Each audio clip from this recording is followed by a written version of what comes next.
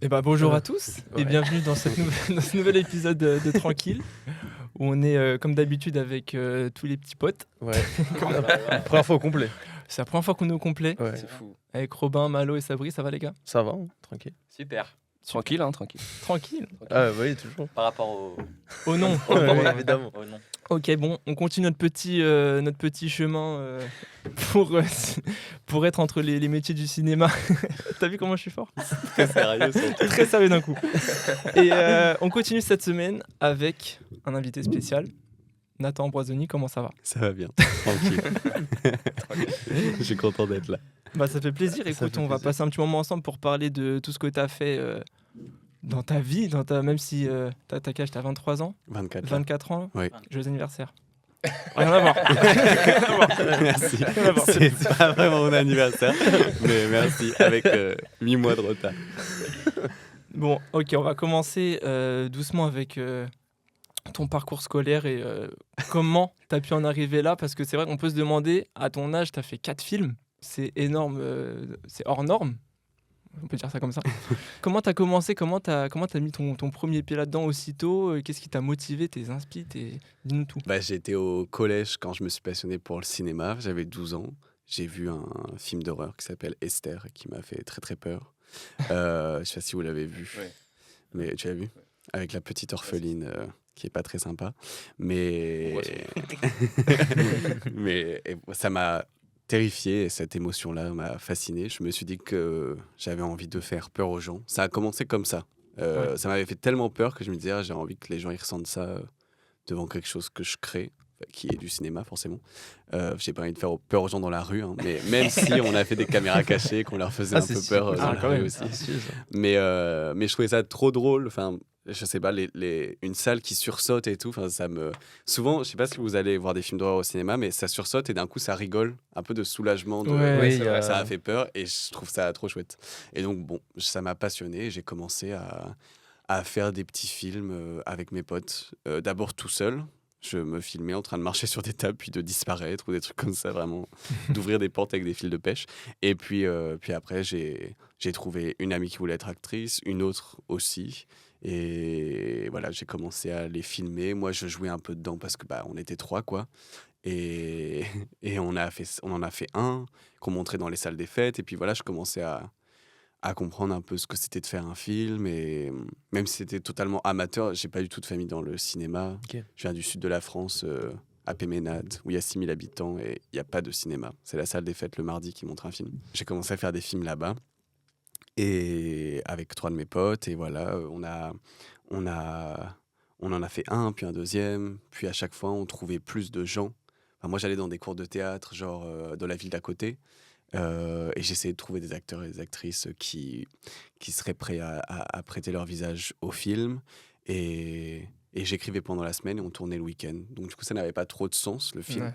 Même si, un peu, enfin, du coup, c'est une écriture. Je sais pas si vous tournez des trucs entre vous ou pas. Ouais, on a commencé. Ouais. Ouais. Ok, trop bien. Ouais. Je sais pas comment vous faites, mais c'est vrai que quand t'as pas de thunes, du coup j'étais littéralement adolescent donc j'avais vraiment pas de thunes. Ça, on connaît. On est... Mais vous c'est encore très bien. plus dur parce que vous êtes adulte et bon après si vous avez peut-être des parents à Paris c'est cool Ouais. pour se loger. Moi heureusement j'étais adolescent donc je vivais chez mes parents, mais sans ça j'aurais jamais pu faire des films de cette façon. Ouais.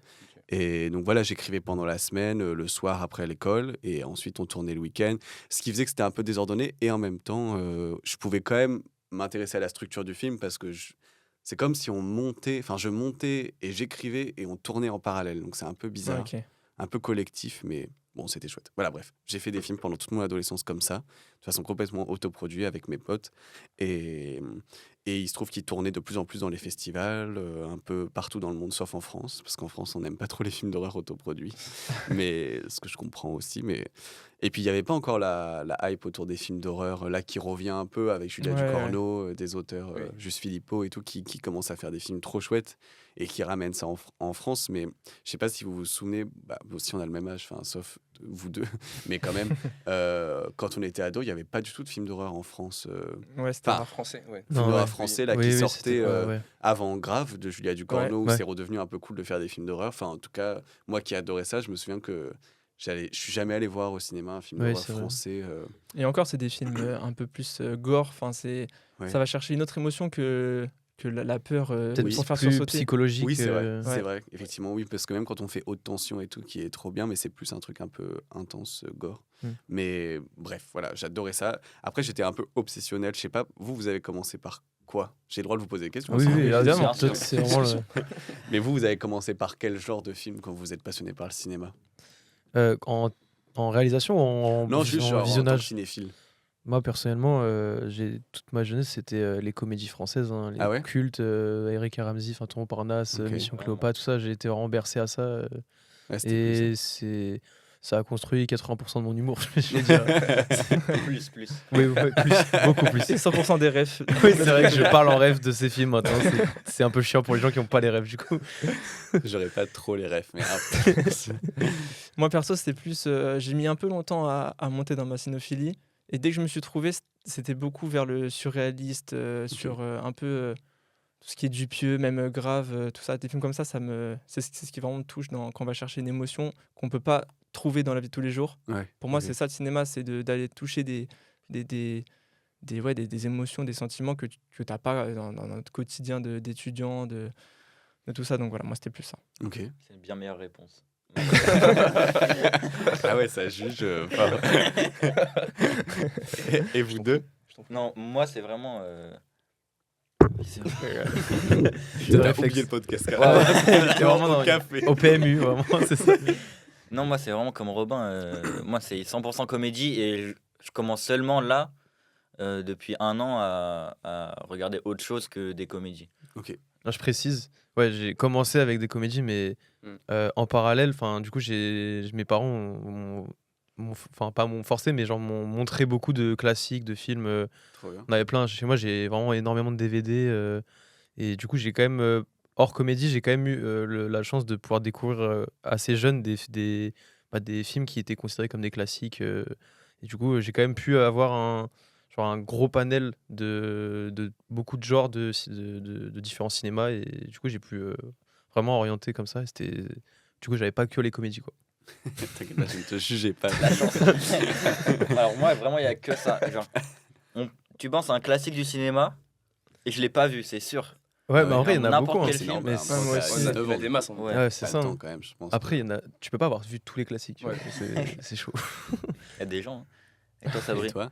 Moi, ça a commencé, c'était au collège. Moi, c'est un film, en gros, qui m'a rentré dans le cinéma, c'est Taxi Driver. Je l'avais vu un soir, genre, il était tard, parce que je dormais pas. Je suis un méchant garçon. Et en gros, ouais, je l'ai vu le soir, tard, et je me suis dit, putain, qu'est-ce que je viens de voir? Et après ça, je me suis dit de me faire tous les classiques Ouais. que je connaissais. Du coup, j'ai commencé à regarder Le Parrain avec mes frères et tout. Puis après, j'ai commencé à regarder Ils étaient d'autres cinéphiles, classiques. tes frères aussi? J'en ai Tu un, les il est un peu forçais un peu à regarder. J'en ai un, il est un peu plus cinéphile, enfin moins que moi du coup, mais personne dans ma famille n'est cinéphile ou est dans le cinéma et tout, du coup je suis le seul. Et après, après Taxi Driver, je me suis fait plein de classiques. Après, arrivé au lycée, je me suis du coup plus intéressé au cinéma, et ce qui fait que je me suis aussi mis dans le film d'auteur et tout, et Ok, voilà. ok. C'est marrant, vous avez des parcours assez différents. Mm. Sauf Ouais. vous deux. c'est vrai. Mais il a vu moins de classiques quand même. Ouais. J'ai rien vu. Ah, ne comparez pas qui a vu le plus de classiques. On va aller tout de suite sur Letterboxd voir. Ah, les tableaux, c'est trop bien. Et niveau parcours scolaire, du coup, t'as fait quoi? T'as fait une école de ciné Non, j'ai fait un bac L que j'ai eu, heureusement. Mais et voilà. Et en fait, j'ai fait mon premier film professionnel, parce que voilà, tout ça, c'était des films. Ils comptent pour moi, mais c'est pas des films.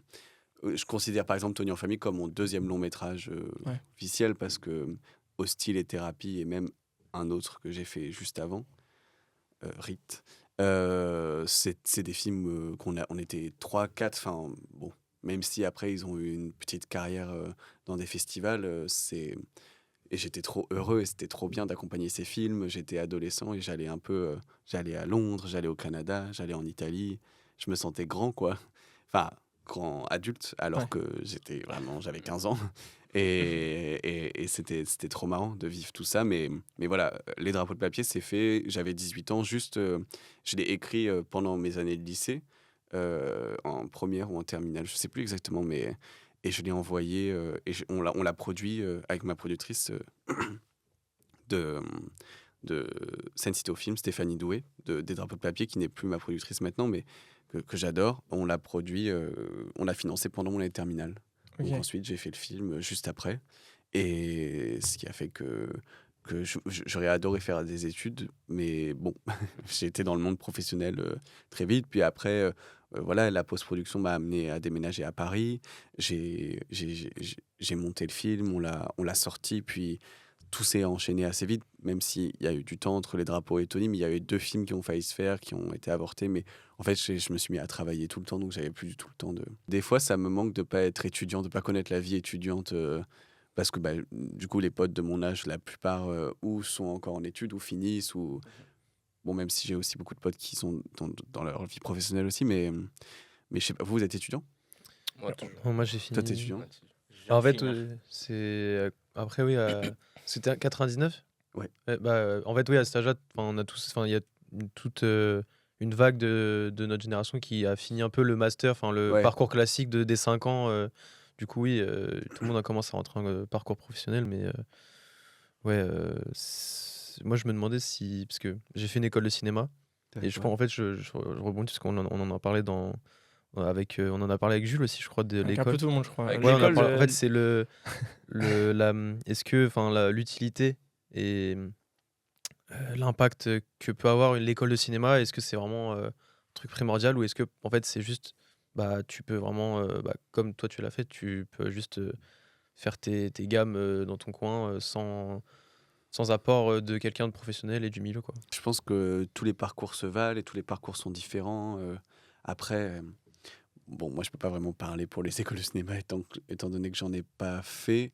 Mais je sais que j'aurais adoré faire une école comme la Fémis ou Nuit Lumière ou même la Cinéfabrique à Lyon, parce que j'entends plein de gens qui l'ont fait, qui ont l'air de trop s'amuser. Et surtout, notamment la Fémis, c'est celle qu'on connaît le plus, te permet de te créer un réseau. Enfin, c'est un truc de Ouais, ouf. ouais. Il y a quand même beaucoup de gens qui ont fait la Fémis qui peuvent ensuite travailler. Et c'est un milieu qui est pas si facile d'accès. Donc j'ai l'impression que les écoles peuvent t'ouvrir des portes quand t'as pas forcément de la famille dans le cinéma qui te les Ouais. ouvre. Après, moi j'ai l'impression que j'ai pu les ouvrir parce que j'ai commencé... parce qu'en fait, ça fait 10 ans que je fais des films, même si j'ai 24 ans, ça fait vraiment 10 ans. C'est terrible, j'en ai un souvenir Facebook tout à l'heure qui était en mode la projection à la salle des fêtes de Péménade. Et c'était il y a 10 ans, il y a 11 ans même. Donc c'est vrai que voilà, j'ai fait des films pendant toute mon adolescence, même s'ils étaient amateurs et autoproduits. En fait, on sous-estime l'importance de faire des films avec ses potes. Et moi, je crois que c'est comme ça qu'on apprend le... Enfin, je dis pas que c'est mieux qu'une école, parce qu'une école, c'est aussi une alternative pour apprendre, mais je crois que si on ne fait pas d'école, en tout cas, ou si on n'a pas accès à ce parcours scolaire-là, faire des films avec ses amis de façon complètement amateur, c'est trop bien. Enfin, on apprend... Tu es obligé de faire tous les postes, donc tu apprends tout, et tu comprends ce que c'est la technique, et en même temps, tu forges ta vision, tu forges tes envies, je crois que c'est vraiment...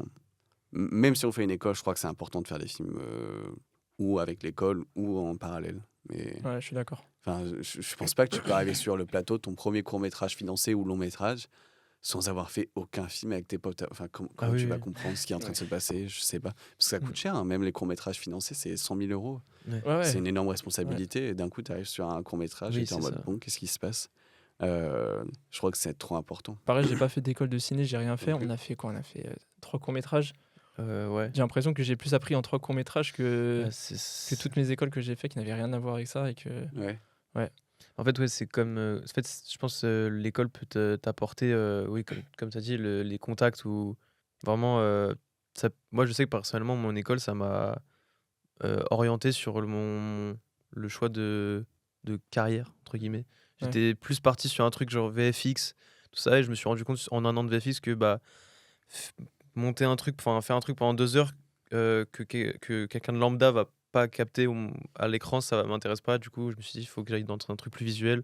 Donc, je fais allé montage, photo, cadrage, quoi. Et après, si tu as l'opportunité de faire des stages et tout, donc du coup, ça te ouvre la voie à ce monde professionnel qui est, Oui, comme oui. tu as dit, dur d'accès. Mais je pense que, en fait, je pense que c'est assez complémentaire, en fait, l'école et faire des courts-métrages entre potes, enfin, c'est T'apprends pareil. plus. Ouais, c'est ça. Mais je sais que sur les tournages, sur tes 2 courts-métrages, c'est là où, bah, en fait, je me suis le plus rappelé ce que j'avais vu à l'école, tu vois, dans l'imagerie, comment composer un cadre et tout, tu vois. Et c'est là où je me suis dit, ah ouais, ouais, quand même, ça m'a. Peut-être je me suis pas rendu compte, mais ça m'a apporté quand même. Tu vois. Ouais. Ça te donne des bases et que En tu fait, peux oui, c'est retrouver. ça, ça te forme en fait. Ça te forme Ouais. et après, en fait, si tu te. Enfin, comment dire, j'ai pas le verbe, c'est fou de pas avoir le verbe. Si tu te conviens, Tiens, Non, c'est. Ouais. Construit. Non, c'est. Tu te contentes, voilà. Je savais que ça commençait par con. Ouais. Il est 10h. Si tu te contentes que de ce que te donne l'école, c'est sûr que ça va pas t'apporter plus que ouais, si ouais. tu vas plus loin, si t'approfondis dans le métier. Quoi. Ouais, parce que si tu restes que dans le cadre de l'école, t'apprends rien. Bah en fait C'est à t'apprends l'extérieur que ça vraiment se le passe. Enfin, truc scolaire, quoi. la base. C'est ça, ouais, c'est ça. Après, je crois qu'il y a un truc aussi hyper important à pas sous-estimer, c'est regarder des films quand on Ah veut oui, faire des films. totalement. Tellement. Enfin, t'apprends tellement en regardant, tu vois, quand tu disais composer un cadre et tout, mais Mm. moi, je crois que justement, n'ayant pas fait d'école, bon, j'ai appris en le faisant avec mes amis, mais j'ai aussi appris en regardant Ah oui, oui. plein de films et à me dire, ah, ça c'est intéressant, ou comment on fait un chant contre chant, ou c'est quoi passer d'une scène à une autre, narrativement et visuellement. C'est quoi diriger des acteurs, en fait, c'est en regardant des acteurs jouer. Je crois vraiment que regarder des films, c'est peut-être le plus important. Ouais. Je suis d'accord. D'ailleurs, c'est quoi tes l'apprentissage. inspi? C'est J'en quoi tes réals préférés? J'en ai plein. Bah, tu vois, j'ai commencé avec les films d'horreur, Ouais. où c'était pas vraiment les réalisateurs, c'était le genre. Et je regardais tout ce qui est possible. Franchement, j'ai regardé, je pense, tous les films d'horreur. Alors, pas tous, évidemment, mais c'est une façon de parler. Oui. Faut bien préciser maintenant. Les gens, ce n'est pas possible. Il y a 10 700 films d'horreur qui existent.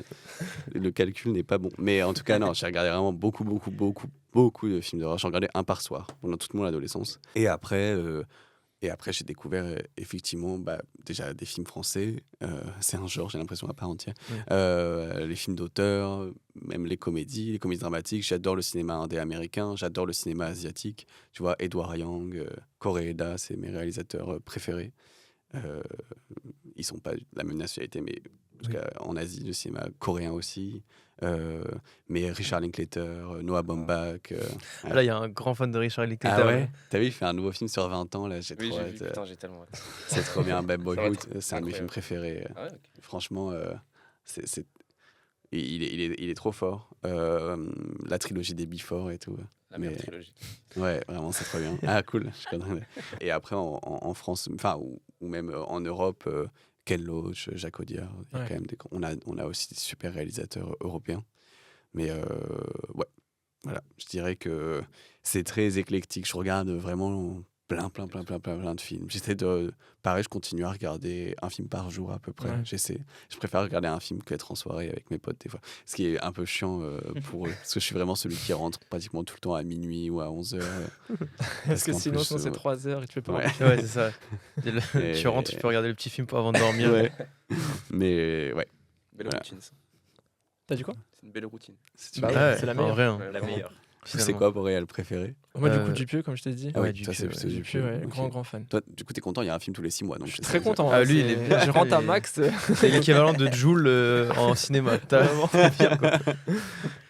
Et toi Moi, c'est toujours compliqué, mais moi, c'est un plus, on va dire, Fincher, on va dire. Ok. Ouais, il est très fort. Ouais, j'aime trop l'ambiance.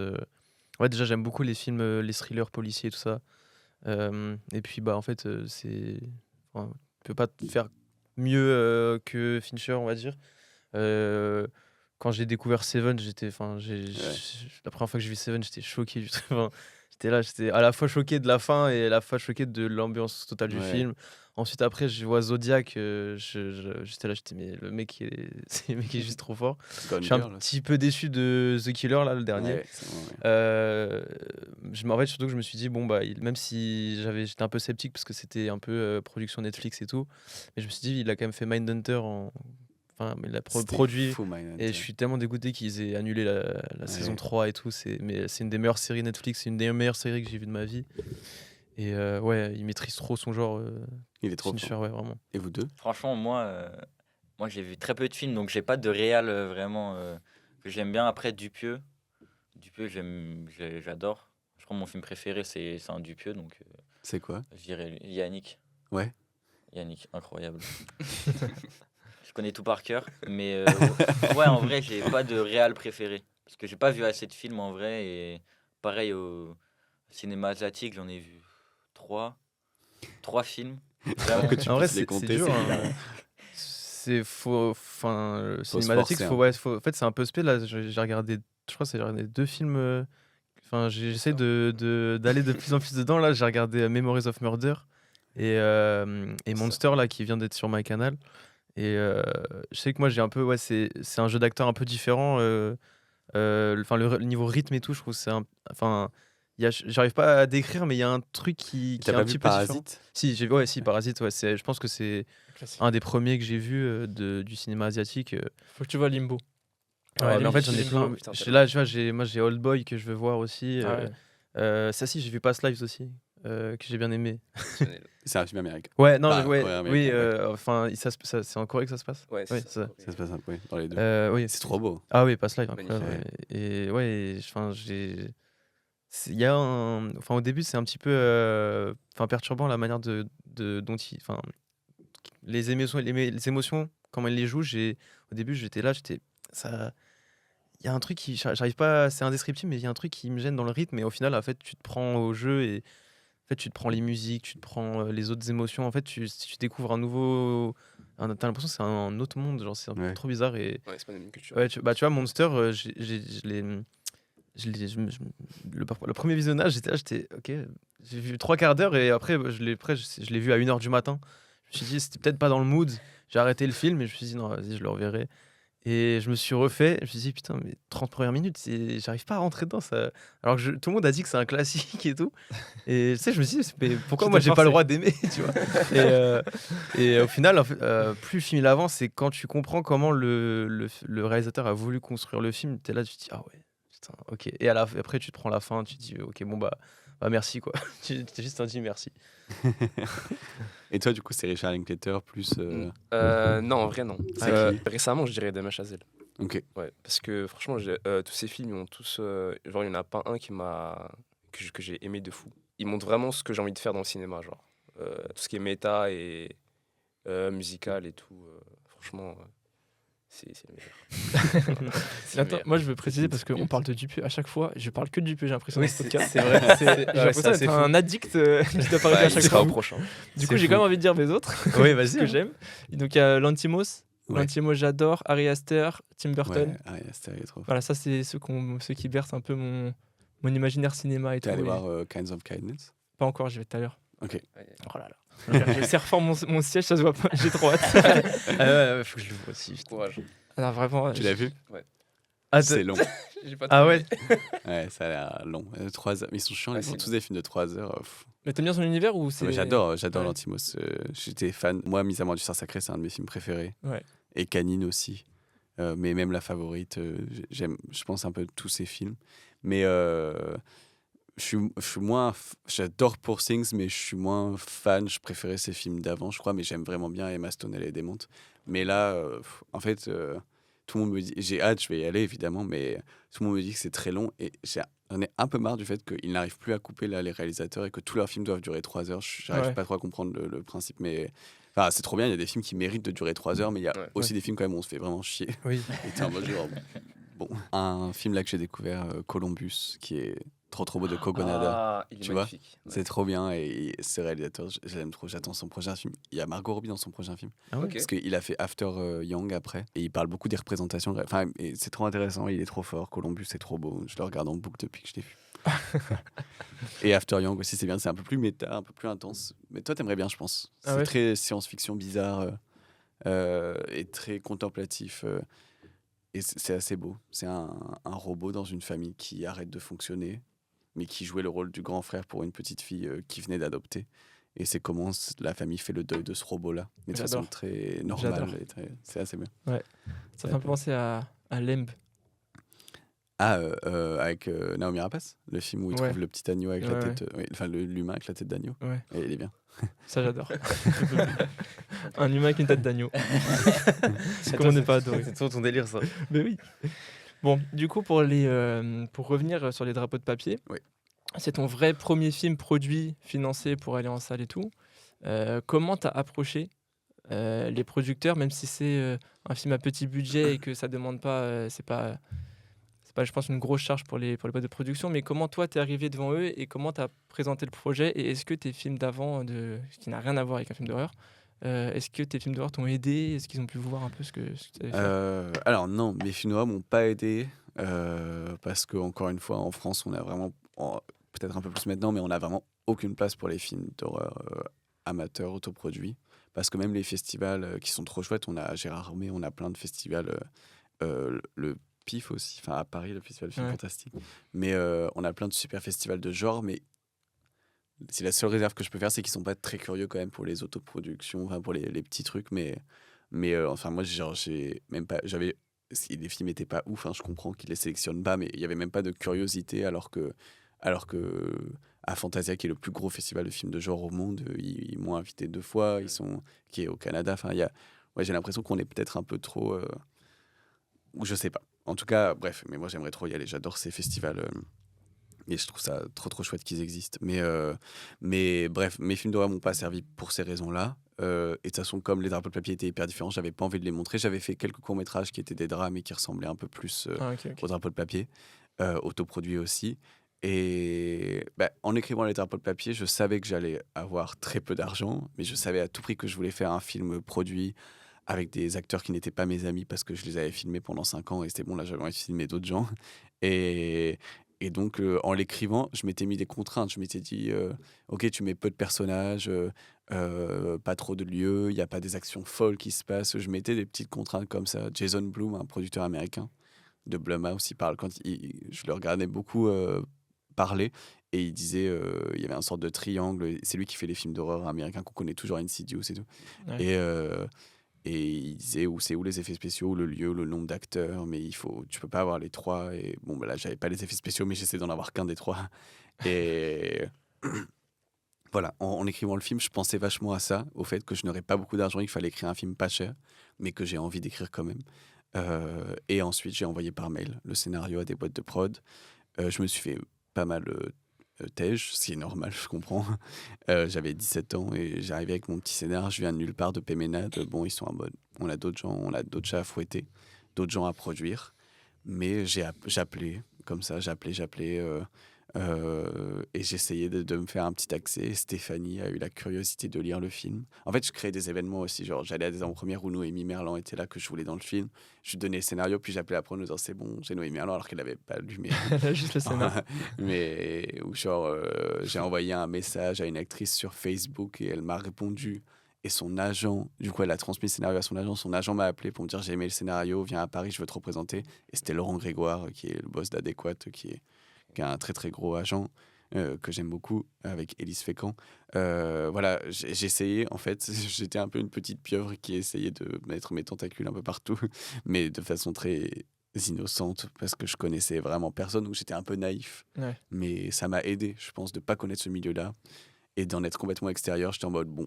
Et puis de toute façon, je m'en foutais un peu d'avoir la honte ou quoi, parce que justement, c'est pas mon endroit, quoi. Enfin, Mais genre, t'as j'ai rien à perdre. Ouais, Oui, c'est Enfin, ça, ouais, au c'est pire, ça. ils sont en mode ah, Miskin, il est nul. Bon, bah, c'est pas grave. Au Enfin, pire, ils regretteront plus tard. genre, Oui, c'est ça. tant pis. Bon, je m'en fiche. C'est pas les amis de mes parents. Enfin, Oui, c'est oui. pas. Oui. C'est un mail, quoi. Oui, je m'en fiche complètement. Donc, mais bon, j'ai quand même eu la chance. Je pense que c'est de la chance du travail, du bon endroit, bon moment, que Stéphanie. Après, voilà, j'ai pas juste envoyé un mail. Hein, j'ai appelé, je créais des événements. J'étais en mode genre, enfin, des événements comme je disais, Noémie, une actrice. J'essayais de la mettre à jour, alors que bon, je pense qu'elle s'en foutait un peu au début. Et finalement, elle s'est dit, je vais lire. Et voilà, elle m'a dit, viens à Paris, j'ai envie de te rencontrer, j'ai aimé ton film. Et j'y suis allé. Et franchement, à partir de ce moment-là, je me suis dit, le film doit se faire. J'ai travaillé d'arrache-pied. Je faisais les retours, je travaillais toutes les nuits pour les retours sur le scénario. On l'a présenté à l'avance sur Recette et il se trouve qu'on est monté en plénière et qu'on l'a eu. Ce qui me paraît fou maintenant, vu la difficulté de financer un film à travers le CNC. Mais on n'a eu que ça, hein, finalement, pour le financer, parce qu'on n'avait pas accès aux chaînes. C'était une toute petite productrice et qui est démente. Et voilà comment ça s'est fait. il faut vraiment se dire que le cinéma aussi, c'est énormément de travail, même si pour les gens, c'est un peu les troubadours et tout. Enfin, Les fous du train. ouais, les fous du train, encore une fois. Mais voilà, il y a quand même un vrai, pas pour tout le monde évidemment, mais il y a un certain mépris de la culture, des artistes et tout. Ce que je comprends aussi parce qu'on est dans un sens. Enfin, en fait, non, on se rend pas compte, on a l'impression que les artistes, c'est des gens privilégiés, mais en fait, je pense que 99% des intermittents, c'est pas Virginie Efira. Enfin, Oui. je l'adore, c'est une actrice démente, mais je veux dire, c'est pas des gens, c'est Oui. pas Marion Cotillard, c'est pas Oui, même oui. Camille. Enfin, en fait, Ouais. et puis, elles ont énormément travaillé pour en arriver là. Et puis voilà, on vit dans un monde où la célébrité, l'exposition médiatique a un prix, et puis ces gens sont. Enfin, voilà, ils ont. Je pense que les privilèges qu'ils ont aussi sont entachés par qu'est-ce que c'est d'être connu, qu'est-ce que... Voilà, donc il y a des hauts et des plus et des moins. Mais en tout cas, il faut aussi se rendre compte que la plupart des intermittents, la plupart des techniciens qui travaillent sur les films, puis même en tant que... c'est pas des gens privilégiés, enfin, c'est pas des gens Ouais. qui vivent dans un confort énorme, c'est des gens qui se battent pour faire leurs heures. C'est plus de 500 heures pour avoir l'intermittence, 506, mais ça a changé, je crois, c'est même plus maintenant. Enfin bref, on parle pas. Je comprends qu'il peut y avoir ce truc, et puis même on fait pas des films avec les impôts des gens. Enfin le truc de vous faites des films sur nos impôts parce que c'est pas ça, c'est les films américains, c'est Ouais. c'est les tickets de cinéma. Enfin c'est tellement plus complexe que ça, et je trouve que il est intense parce que là par exemple on a fait une vidéo avec Camille Etienne pour là, les législatives, on a essayé de sensibiliser un peu, et on s'est quand même pris des gens qui étaient en mode genre vous les intermittents privilégiés, vous n'avez pas de notion de donner. Bah bon, Camille, elle est militante, elle n'a pas de salaire fixe. Enfin, Ouais. en fait, on parle pas de gens qui vivent dans des prisons dorées. Moi, mon appart, bon là ça va, on est deux, et mais ouais, il faut quand même se rendre compte que il y a une déréalisation un peu de ce milieu-là qui est intense. Enfin, quand tu vois les gens à Avignon qui sont dans des pièces de théâtre, qui se Ah, battent mais pour c'est avoir clair. leurs pièces qui Ah, mais existent, c'est- qui sont pour la plupart pas payées parce que sinon ils peuvent pas se loger à Avignon, donc ils mettent ça dans le logement. Enfin, en fait, voilà, on parle de gens qui se battent pour faire de l'art. Je vois pas pourquoi ce serait moins légitime. Oui, on produit pas quelque chose qui se consomme et qui est peut-être de première nécessité, mais finalement, si on se questionne un peu, je pense que l'art est quand même très nécessaire. Ouais, bien sûr, Ah ouais, Enfin, on indispensable. est totalement. tous contents d'aller voir le Comte C'est de clair. Monte Cristo Ah au oui, cinéma, oui. hein, je pense. Hein, tu vois, Ah oui, donc, vraiment. Sauf que la charge de travail, le temps de travail, il est le même. oui. que- Mais tu vois, mépriser la culture et aller voir le Comte de Monte Cristo, je suis en mode, Bah ouais. Oui. enfin, sur les 2 millions, on pense qu'il y en a quelques-uns qui Oui. votent on sait pour qui, et je suis en mode, intense. Enfin, Ouais. tu vois, privatiser le service public, pardon, ça devient engagé, mais je crois que c'est quand même des choses dont on se rend pas compte l'impact que ça aurait changé ce régime-là. La SACD aussi qui fait vivre énormément d'auteurs, le système de droit, enfin en fait, ouais, c'est toute une économie assez fragile et précaire et qui se fragilise toujours un peu plus.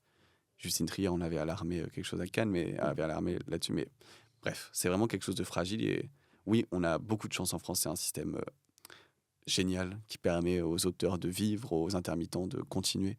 Mais si on perd ça, on va perdre une exception culturelle qui est... Enfin, je pense en tout cas que oui, peut-être que le Comte de Monte Cristo sera un peu moins touché parce que c'est des films des budgets, avec des budgets colossaux, mais même, je pense que même le Comte de Monte Cristo sera touché.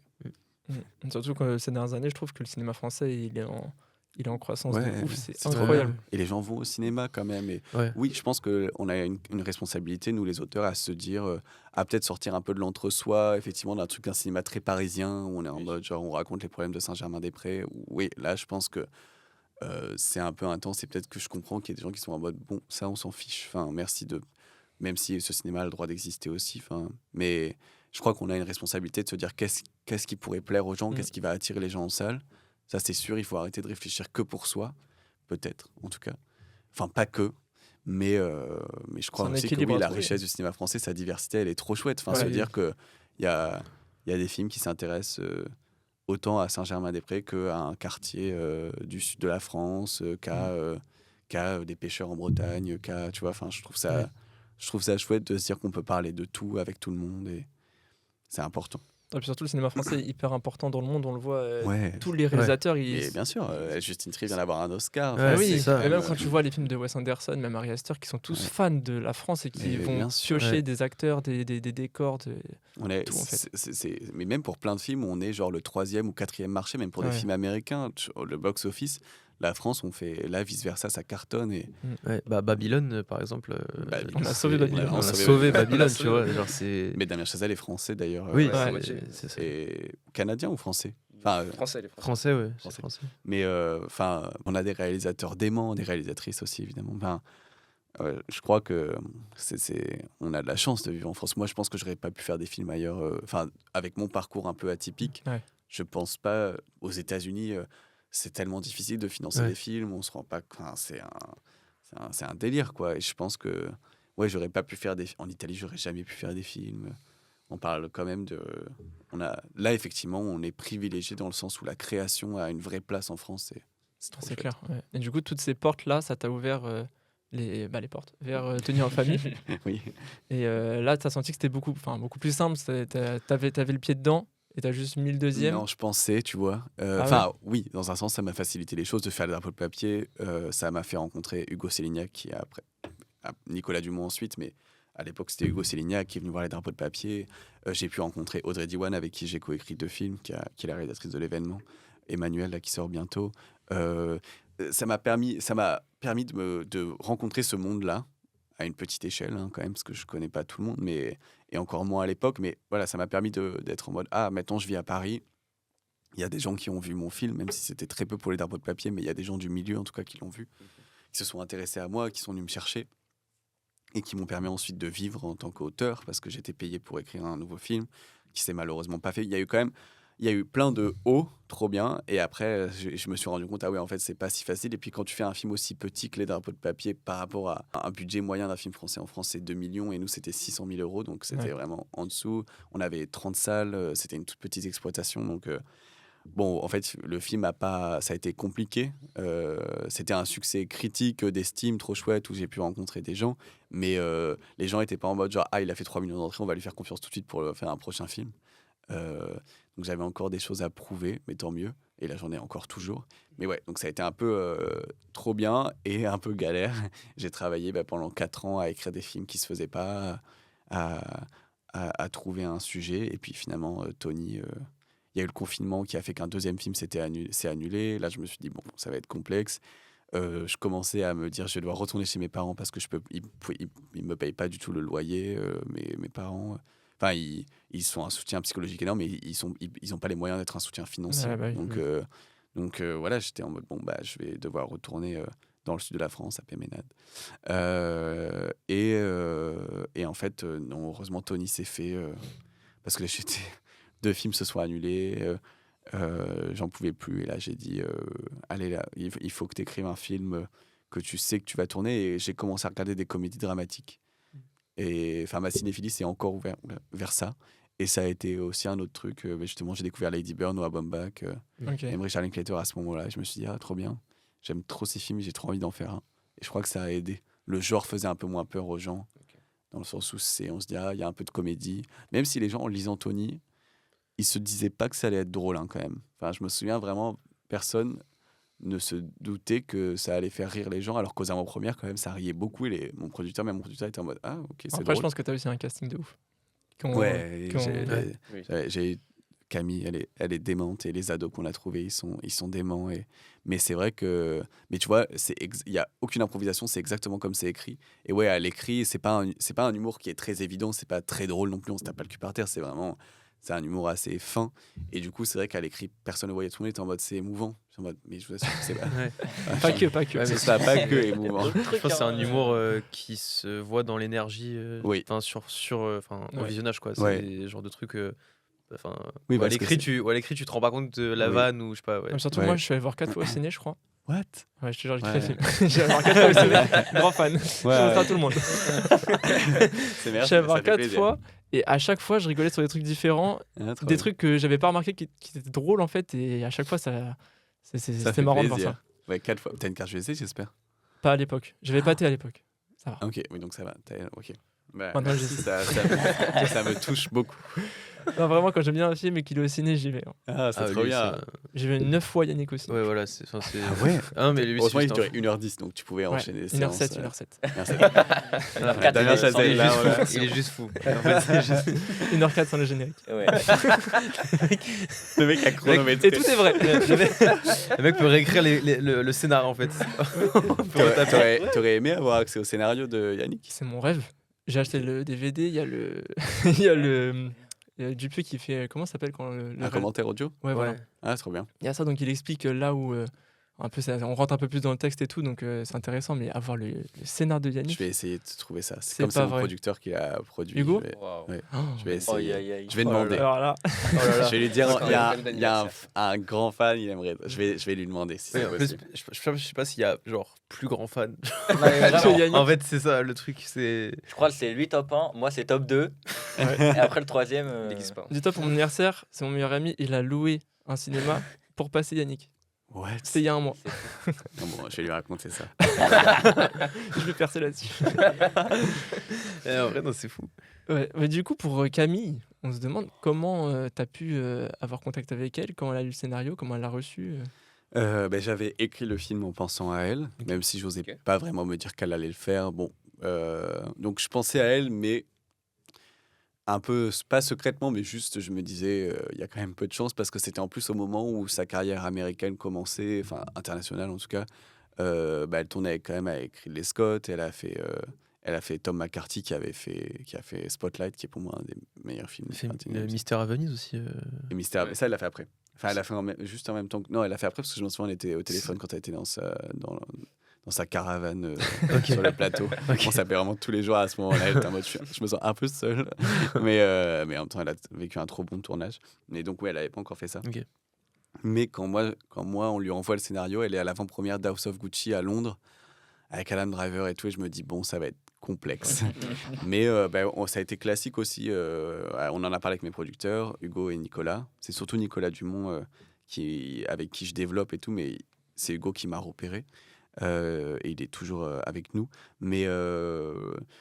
Et on l'a envoyé à son agent, qui est Laurent Grégoire, qui est aussi mon agent. Donc moi, j'ai appelé Laurent, Hugo a appelé Laurent, Nicolas aussi, en mode, bon, coucou, on a un film pour Camille. Il l'a lu, il a adoré. Donc ça nous a beaucoup aidé. Les agents font quand même la carrière des acteurs et des actrices, on va pas se mentir, et ont autant de poids pour les faire un film que pour ne pas leur faire un film. Ouais, s'ils aiment un scénar, ils disent. S'ils aiment un go. scénar, ça aide énormément, et s'ils aiment pas un scénar, ça C'est non. n'aide pas. Ou même si... La poubelle. Ouais, c'est... Mais c'est normal, les acteurs aussi, c'est des gens qui ont besoin de conseils, surtout quand tu as des carrières à gérer. Enfin, encore une fois, c'est une exposition médiatique qui est très intense. Tu vois, enfin, heureusement que tu as des gens qui t'aident à choisir ce que tu dois faire. Ouais. Mais Camille, c'est une grande fille quand même. Hein. Camille, elle est capable de dire ce qu'elle aime et ce qu'elle aime pas. Et là, Laurent aimé, il lui a dit, bah voilà, j'ai un scénario pour toi.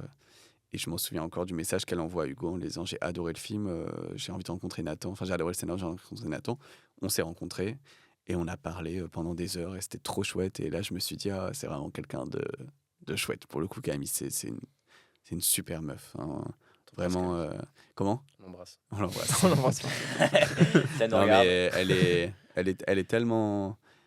Elle est très, très simple, mais dans le meilleur sens du terme. Je veux dire, dans le sens de. Elle a gardé sa simplicité d'humain, de considérer tout le monde et de pas. Voilà, il y a pas ce mythe qu'on peut imaginer de la star qui commence à faire des films aux États-Unis. Oui. Elle construit tout ça parce qu'elle travaille énormément. C'est une énorme bosseuse et c'est quelqu'un avec une humilité immense. En tout cas, quand elle m'a rencontré, je voyais moi sur Instagram, je la voyais à l'avant-première et tout. Je me disais, ouais, c'est quand même, on n'est pas du tout dans le même monde. Et en fait, il y a eu aucun mépris. Enfin, elle n'était pas en mode, je rencontre un réal j'avais 22 ans à l'époque, de 22 ans pour lui faire plaisir. Elle était en mode, je rencontre un réal dont j'ai aimé le film et avec qui j'ai envie de parler. Et je trouve ça beau quand même. Enfin, je trouve ça louable de sa part. Tu vois, elle aurait pu être en mode, bon, je viens avec un a priori ou en mode genre. Je Prendre crois à la qu'elle savait légère, même pas que j'avais 22 ans. Enfin, si Laurent Grégoire lui avait dit, mais bref. Et c'était trop bien. Et elle m'a dit à la fin, j'ai hâte qu'on travaille ensemble. Et là, j'étais fou de joie. J'étais trop, trop, trop heureux. Et c'est ça aussi qui a lancé le film parce que Tony en famille ne tient que sur ses acteurs. Enfin voilà, c'est pas un film avec un scénario encore une fois très épique, très évident, c'est pas genre il y a pas de recette, c'est vraiment un film d'auteur. Moi je l'ai écrit tout seul, même si certains sur Letterboxd ils sont en mode C'est une comédie française. Mais contrairement à c'est pas une commande, enfin c'est pas un studio c'est Oui. pas UGC qui a Oui. fait ses autres. J'adore, enfin j'ai rien contre ça, mais enfin je dis pas il y en a un moins bien. Je dis juste c'est des choses différentes. C'est pas des auteurs qui ont écrit pour ensuite que UGC envoie une commande et disent là voilà. Moi c'est un film que j'ai écrit, que j'ai pensé tout seul et qui ne correspond à aucune recette. Ça. J'ai pas regardé des comédies. C'est vraiment, je me suis même beaucoup inspiré des films de Lady Bird, je l'ai regardé en boucle, Boyhood et tout ça. Enfin, j'ai regardé ces films-là. Et bref, ça s'est fait comme ça. Et donc, j'ai eu la chance d'avoir la curiosité de Camille. Et quand elle a accepté, on a pu aller voir les financiers en disant notre actrice principale, c'est Camille Cotin. Et ça a énormément aidé J'imagine. à financer le film. Enfin, tout de suite, effectivement, tu as Canal Plus qui dit ah bah trop bien, c'est Camille, on a fait un programme court avec elle, elle a été la star de nos séries. France Télévisions, pareil, t'as 10%, tu vois, t'as Mouche, t'as Connasse, en fait, mine de rien, c'est très important d'avoir des têtes d'affiche en France. Ce qui est chiant et c'est trop cool, on a la chance de pouvoir compter sur des grands acteurs qui financent des films. Après, parfois, c'est compliqué, parce que j'avais écrit un film où c'était que des jeunes, ça s'appelait Jeunesse.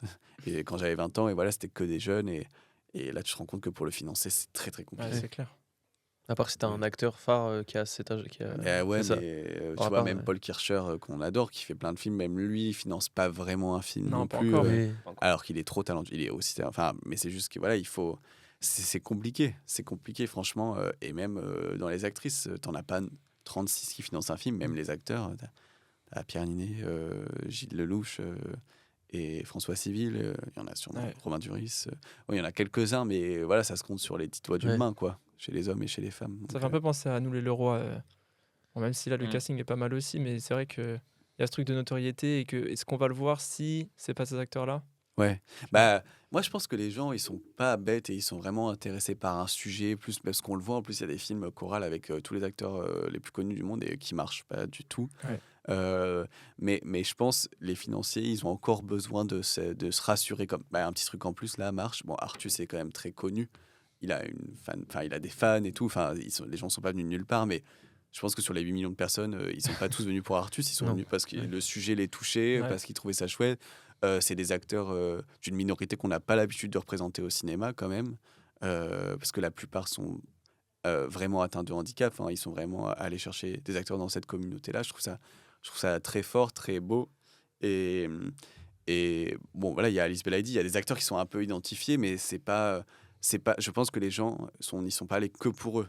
Oui. Et c'est quand Ouais. même un super message de se dire que Ouais. on peut faire des films sans tête d'affiche et avec aucun. Je respecte. Enfin, si, en fait, je pense que Artus c'est quand même une tête d'affiche et vraiment très connue. Mais c'est très beau ce qu'il a fait, très fort. Ouais, c'est bien, franchement. Ouais, mais je pense qu'il y a beaucoup de gens qui sont allés par le bouche à oreille ou par le fait de se dire putain, il y a tant d'entrées, faut peut-être ça veut Ouais. dire qu'il faut peut-être que ça Ouais, peut-être Mais mérite tu de vois, se il y a déplacer. eu Hors Norme avant je compare pas les deux films, mais qui traitait aussi de Ouais. personnes atteintes de handicap. Et il y avait plus il y avait plus de têtes d'affiche pour le coup. Il y avait vraiment un gros casting. C'est Toledano Nakache. Et voilà, on voit que le film aussi a pas eu le même impact, sans Ouais. comparer la qualité des deux, mais il y a quand même un truc. Ouais. Effectivement, je pense qu'il y a une curiosité du box-office, mais il y a aussi, je crois, un truc où les gens étaient vraiment juste touchés par le film, indépendamment de qui joue dedans, quoi. Ouais. C'est fort, c'est important.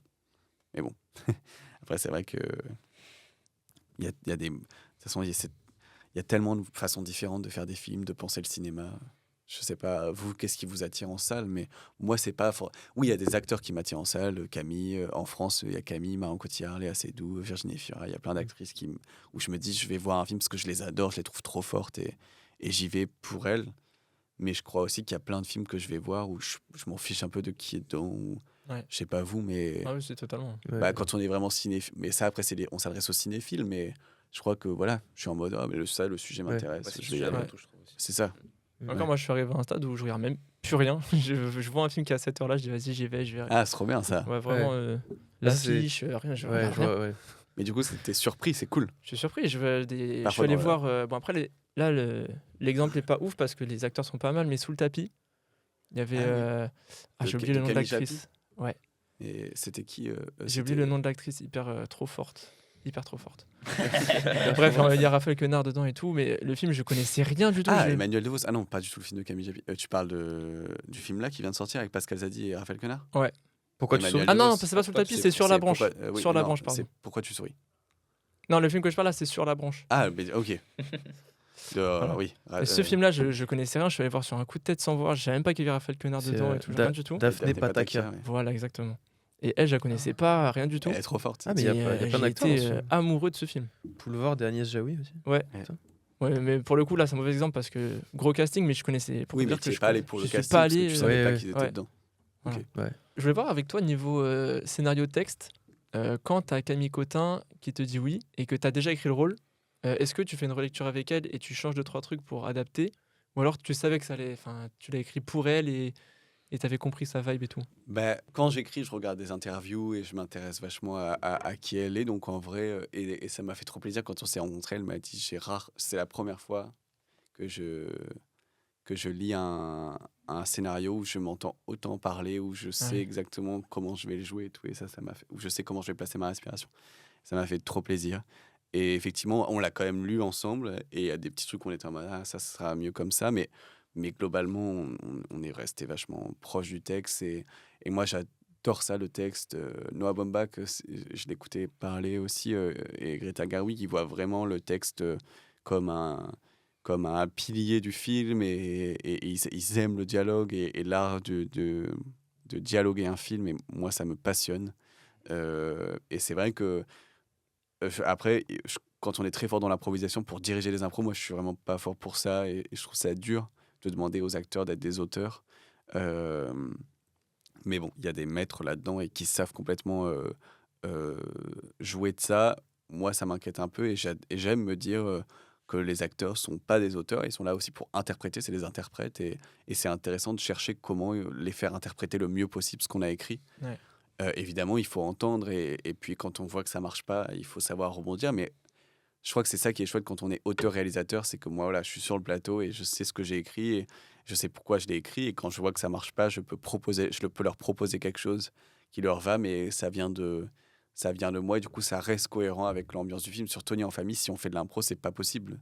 Ils sont 5 ados et Camille, ils viennent tous de milieux sociaux différents, ils viennent tous d'endroits de la France différents. Ils ont tous leur parler à eux. Ouais. Thomas, Joria, ils parlent pas du tout comme Louise Labec, ils viennent pas du tout du même endroit et juste voilà, c'est normal, on parle tous un peu différemment, tu vois. Enfin moi quand je suis arrivé à Paris, je me rendais compte que j'avais des expressions que j'avais pas forcément. Je parlais pas de la même façon que les gens qui avaient 3 ans de moins que moi parce qu'ils avaient des expressions que je connaissais plus ou pas encore et là dans le film, si ils sont une famille et ils sont censés parler la même langue et parler la même langue, c'est une façon de parler, enfin le même langage quoi. Parce que tu te contamines quand tu es une famille. Ouais. Et là, ils restent tout le temps ensemble. Ils sont 5. S'il y en a un qui a une expression, je sais pas, qui date, qui a une expression de sa génération, et l'autre qui a 5 ans de moins, qui a une expression de sa génération, enfin, c'est un peu bizarre. Alors que là, dans une famille de 5, ils sont censés un peu connaître tout. Ouais. Donc bref, il fallait qu'ils parlent le même langage. Et j'aimais aussi me dire que de faire un film assez intemporel. Et moi, j'ai un peu du mal avec, dans les films, hein, tu vois, genre et tout, que je dis tout le temps, mais Ouais. les expressions un peu comme ça, ça me sort un peu d'un film. Je vois les acteurs jouer quand je les vois être vraiment eux-mêmes, alors que j'aime bien me dire qu'ils appartiennent à un personnage, qu'ils appartiennent à un texte et qu'ils doivent s'y tenir. Et par exemple, ouais, je leur ai vraiment, à chaque fois qu'ils disaient genre, et tu vois, je les ai tout le temps coupés au montage. Ou alors c'était écrit. Il y avait des genres qui étaient Ouais. écrits parce que c'est des jeunes quand même et qui doivent parler comme des jeunes. Mais j'aime bien me dire qu'il y a un langage à un film qui appartient à ce film. Et le but, c'est pas qu'il soit le plus cohérent possible, mais en tout cas pour la réalité, mais qu'il soit le plus cohérent possible dans l'univers du film. Ouais. Et ouais, Tony, on sait qu'il se passe en 2022, parce qu'ils ont les téléphones, ils ont Parcoursup, ils ont machin.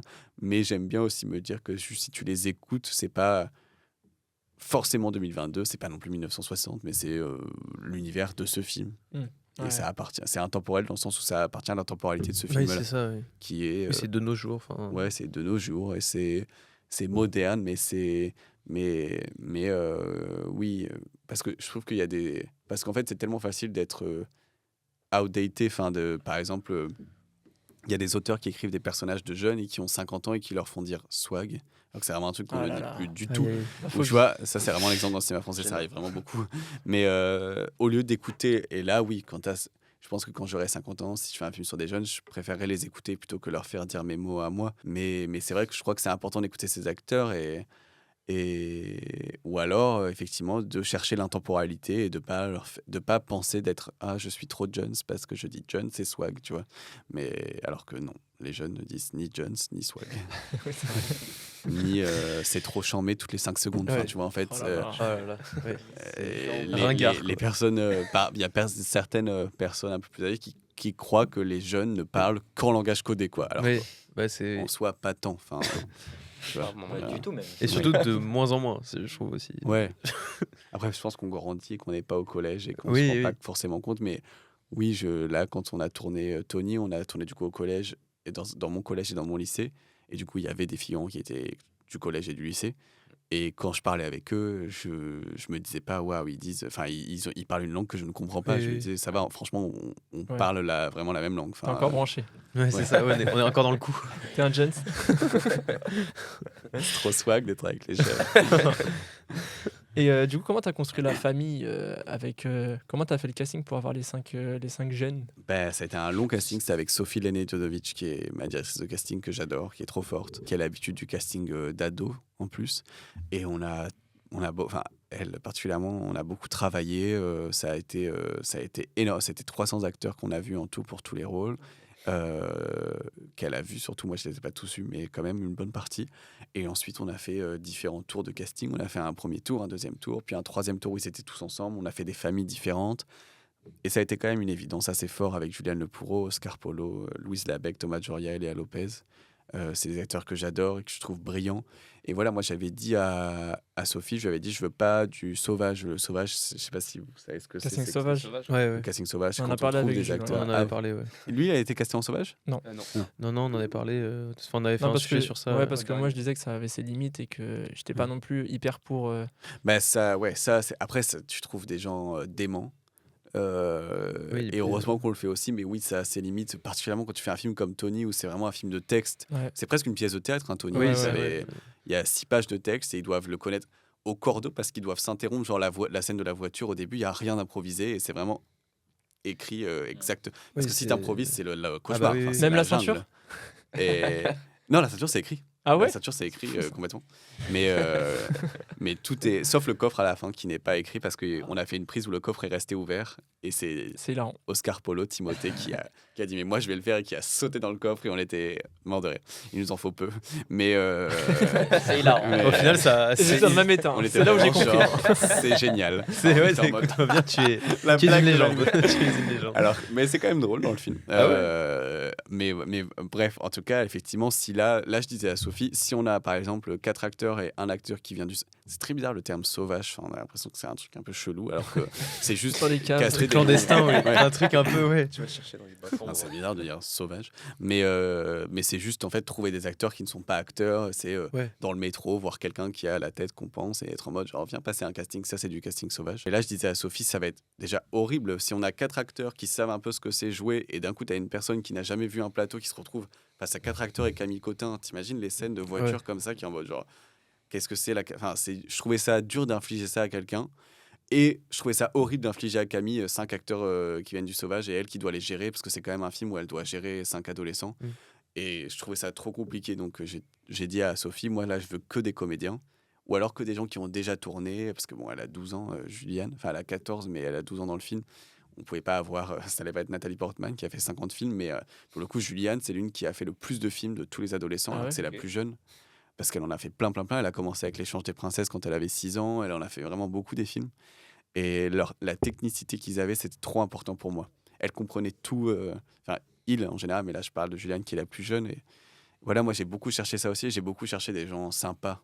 Pour moi, c'était important qu'on construise une famille chouette, quoi, que Ouais. ce soit agréable pour eux d'être là et qu'ils aient envie. Et ils sont vraiment devenus comme des frères et sœurs. Franchement, ils passaient leur vie ensemble. Ils jouaient au Uno jusqu'à 3h du matin, ce qui est vraiment intense pour des enfants de 14 ans. Mais on leur a dit d'arrêter, mais ils ne voulaient pas arrêter. Et je crois qu'ils s'amusaient beaucoup, donc tout va bien. Et puis ils font un peu ce qu'ils veulent quand ils sont pas avec nous sur le plateau. Mais Mais bref, voilà, ça a été un tournage très colonie de vacances. C'était très, très chouette. Et ça, c'était important au casting. Quand on a fait le dernier tour où ils sont tous venus, on a fait la scène de la voiture, justement, sans Camille, sans voiture. C'était un peu intense, mais j'ai vu à quel point ils s'aidaient les uns les autres et ils étaient là. Et c'est là où tu vois que c'était vraiment des acteurs, c'est qu'ils savaient comment se placer, comment placer leur voix pour pas manger les autres, comment parler, enfin, comment se couper, mais se couper dans le jeu et pas s'empêcher de parler. Enfin, c'était très organique et je me suis dit, ok, ça va être eux. Et Camille les a adorés. Et quand on a fait la première lecture tous ensemble, elle a pleuré, alors qu'elle n'avait pas pleuré en lisant. Et elle a pleuré. Elle était très émue et c'était trop chouette. On a senti que ça se soudait tout de suite. Et ça a vachement aidé. Et je suis vraiment reconnaissant d'avoir eu des acteurs comme ça parce que je pense que oui, Tony, c'est vraiment, ça tient que sur eux, quoi. Enfin, Ouais. toi qui l'as vu 4 fois, tu vois, ça tient de leur rythme, ça tient de. Évidemment, il y a du montage et tout, mais ça tient de parce qu'ils sont attachants, parce qu'ils sont. En vrai, si tu as des acteurs un peu antipathiques ou pas très bons, Tony, il n'y a pas grand chose à regarder à part. C'est un film de personnages, quoi. C'est un film qui se concentre sur eux Oui, ouais, c'est et qui ne parle que d'eux, enfin, tu vois. Ouais. Et même s'il y a une structure, mais pour moi, c'était un film. Pour moi, je voulais vraiment faire un film d'acteur en faisant Tony. Non, ce que je retiens de Tommy en famille, c'est vraiment un film solaire. Et je me demande, est-ce que c'était vraiment une volonté pour toi d'aller tourner dans le sud? Parce qu'on peut se dire que cette famille-là, comment tu l'as écrit, comment tu l'as construit, ça peut très bien une famille parisienne, tu vois, la Starac, le truc, ça fait vraiment un truc un peu parisien, où tu aurais pu jouer avec les émotions, avec le temps, la pluie, les trucs et tout. Mais dans mon souvenir, je crois pas déjà qu'il est plu du tout Non. dans le film. Donc, en fait, c'est vraiment le soleil et à aucun moment, quand tu regardes le film, tu doutes que la famille va tomber dans un truc négatif. C'est juste en fait par les émotions et par les acteurs et par leur jeu que tu arrives à te prendre les émotions et je trouve ça fort parce que c'est brut du coup. Et t'es pas du tout mis dans les conditions, tu vois, où t'es pas mis dans les conditions où t'es là pour être triste pour eux ou t'es là pour rigoler et tout. C'est juste des moments et c'est les gens qui te donnent des émotions Ouais. directement. Mais ça, c'était important pour moi. Je voulais que ce soit, voilà, encore une fois, un film de comédien. Je voulais que ce soit, c'est un film un peu tranche de vie, comme on appelle ça, slice of life. Oui, je voulais que c'est leur quotidien qui fait avancer le film, et je voulais que les péripéties soient très organiques avec leur quotidien et qu'on n'ait pas de trucs artificiels en mode genre, même s'il y a des ficelles scénaristiques, il en faut, mais le but c'était pas que ce soit, il se passe pas des choses folles, et je voulais que ça reste très très quotidien. C'est dur quand même d'écrire un film en se forçant à pas raconter des histoires un peu folles.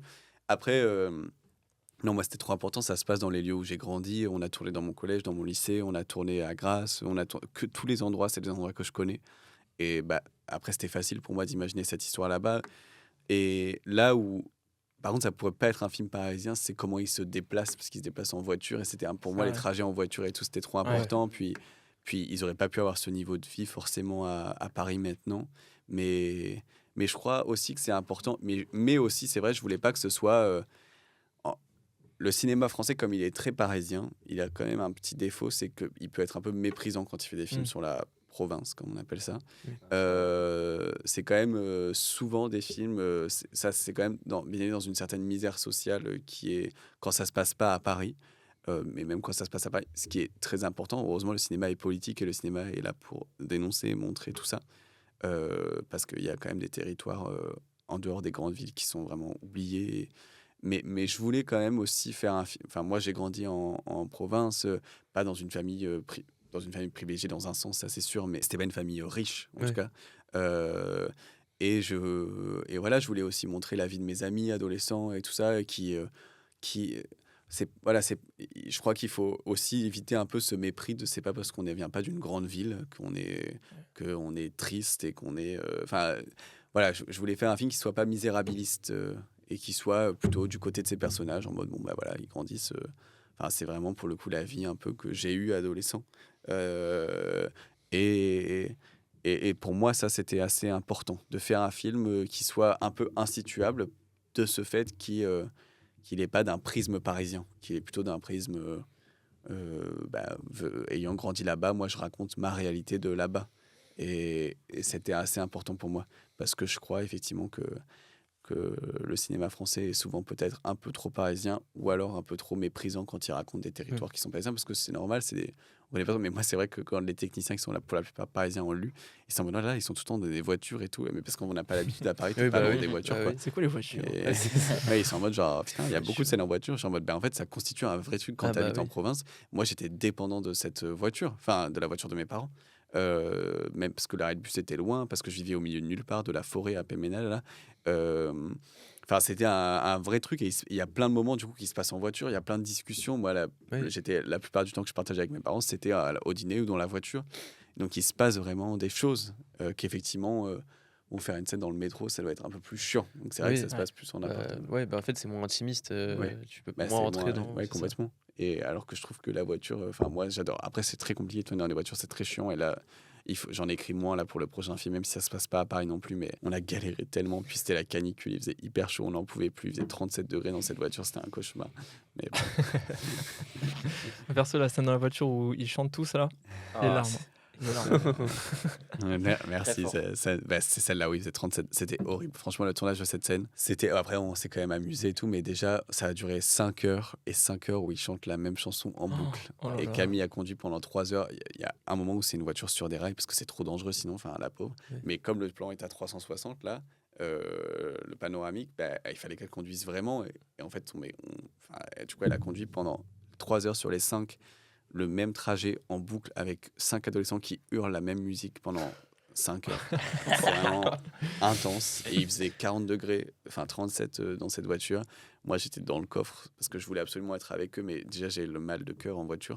Et surtout, j'avais trop peur parce que Camille conduit, elle est quand même fatiguée et tout. Et j'avais la tête contre le truc. Je me disais, au moindre accident, je me brise la nuque.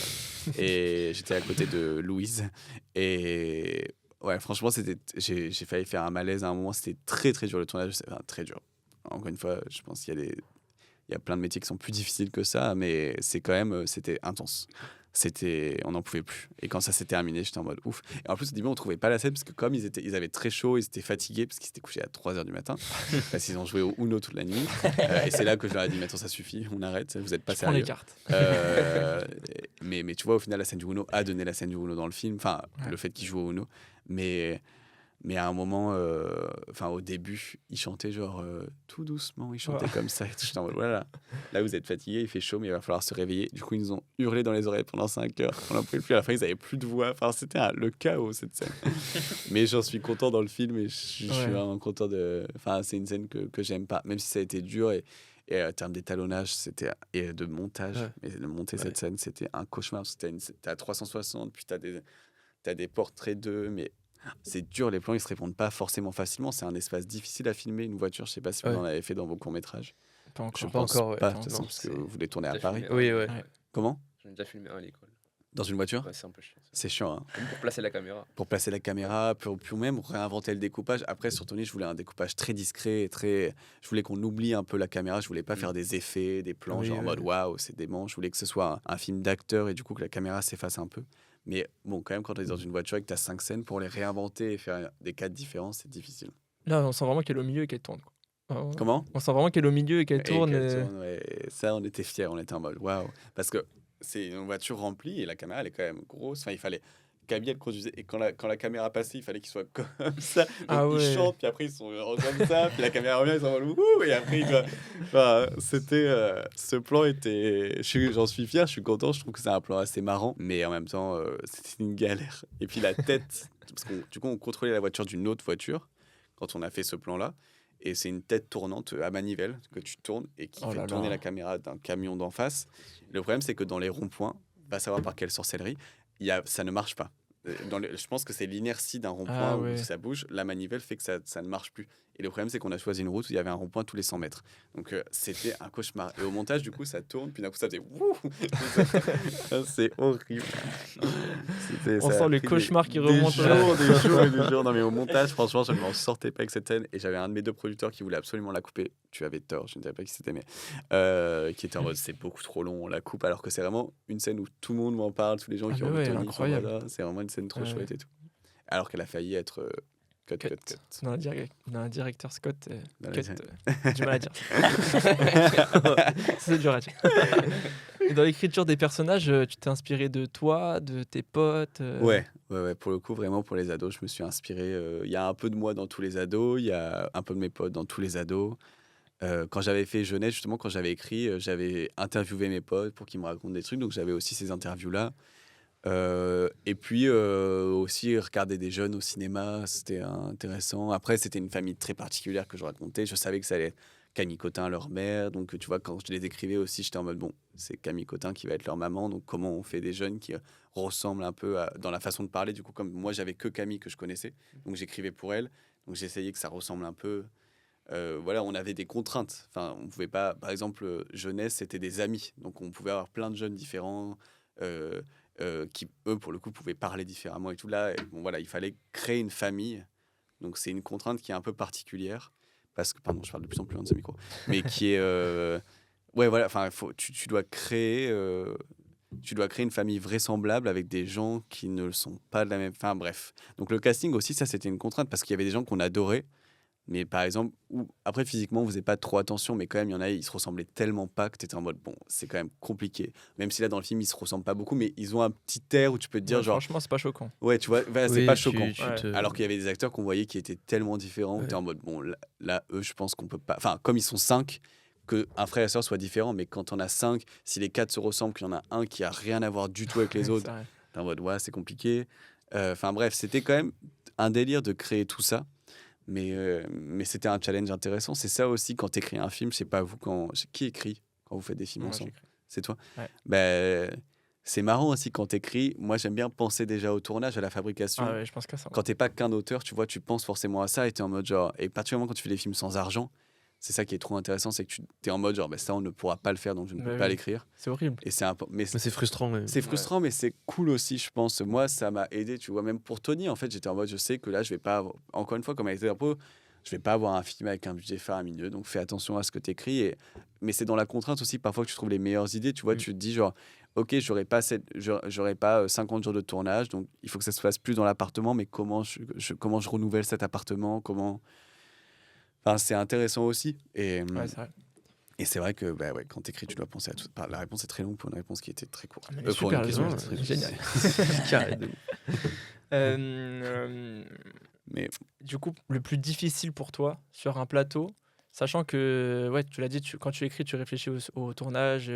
En plus, j'ai vu que tu montais aussi. oui, j'adore ça. Donc, moi. est-ce que tu as vraiment une place sur l'ensemble de tout ton film quand tu es à chaque étape, même pendant le tournage? C'est-à-dire C'est-à-dire, pendant le tournage, tu penses aussi au montage, Ouais. pendant Ah oui. l'écriture, tu penses au tournage. Enfin, tu vois. Ouais, c'est vrai que ça j'adore ça, le montage. Je suis vraiment passionné par le montage, donc ça m'aide, je crois, ou alors ça me dessert. Enfin, je pense qu'il y a aussi des points intéressants, dans le sens où je peux penser à tout. Après, je crois que c'est chouette aussi d'avoir quelqu'un d'extérieur quand il arrive au montage, qui n'a pas vécu le tournage, qui est en mode genre, ok, maintenant, j'ai juste ces rushs et je suis attaché à rien. Mais effectivement, quand j'écris, je pense énormément au montage. Je ne peux pas écrire une scène que j'arrive pas à voir montée, même si elle sera différente parce qu'il va se passer des choses au tournage et que il faut réinventer aussi des choses au montage et qu'il faut se questionner. Mais c'est vrai que j'ai beaucoup de mal à voir une scène. Quand je coécrivais avec Audrey Diwan, justement, que j'adore, il y a parfois des scènes qu'elle pouvait m'envoyer où bah, des fois ça passait tout seul, mais il y a aussi des scènes où j'étais en mode mais je n'arrive pas à la voir monter. Enfin, je Ouais. n'arrive pas à voir cette scène dans un espace parce que et après elle m'expliquait et du coup je comprenais. Mais si je la lisais sans ces explications, j'étais en mode je comprends pas ce qui se passe. Enfin, je comprends pas comment moi je peux la faire. Et c'est vrai que oui, d'être auteur, réalisateur, monteur, bah, comme toi tu es auteur, réalisateur, du coup, vous écrivez pas du tout. Non, bah. Pas encore. Moi, je Pas commence. encore. Toi tu commences, tu as envie d'écrire, ok. Je suis en train d'écrire un court-métrage Ah, trop bien. Que tu veux réaliser ou. que je vais réaliser. Ok. Mais tu vois, ouais, quand tu écris, je sais pas vous, mais c'est trop intéressant quand même, quand tu es auteur réel, justement, de se dire. Enfin, c'est excitant parce que tu te vois sur le plateau. Des fois, tu as des envies tu te du coup, de projettes. scène. Ouais, Ouais, tu es en c'est mode ça. genre, ah, ça va être vraiment chouette à Ouais, tourner. Ça va être compliqué. Ça, je pourrais pas le faire comme ça. Je crois que c'est important de pas contredire ces métiers, de laisser chaque métier parler quand tu écris aussi. Moi, ça m'a aidé aussi de faire des films avec mes potes parce que j'ai été chef-op, j'ai été ingénieur du son, j'ai été maquilleur, j'ai été costumier, j'ai été tout ça à une toute petite échelle, mais quand même. Et je crois que c'est cool que maintenant, quand j'écris, je me dis, je pense, tu vois, Enfin, ouais, quand j'écris une scène, je me dis, oh là, ça va être chouette parce que je pourrais faire un plan comme ça. Même si sur Tony, encore une fois, je voulais vraiment. qu'on- je voulais rien prouver à la mise en scène. J'étais en mode, au contraire, même avec mon chef-op, quand je faisais le découpage, et quand on était. Ouais, donc il y a le 360, on se disait, ah, c'est cool, mais parfois, quand on avait une idée, on se disait, en fait, ça, c'est pas le langage du film, c'est trop une idée de mise en scène, alors que je voulais que le film, oui, on puisse même se dire, ah, c'est drôle, la mise en scène est très simple, mais je voulais ça. Je voulais que la mise en scène soit simple et je crois que ça correspondait au film. Je crois que ça n'aurait pas marché un film où t'as que des mouvements de caméra un peu marrants, t'as que des trucs, des grands angles à la Lantimos. Enfin, ça n'aurait pas marché, ça n'aurait Non, pas ça aurait été pas ce de sens, en film-là, fait. quoi. Ouais. Ouais, ça aurait pas de sens. Et Oui, puis, je bah, crois que on ça- serait moins intéressé à eux.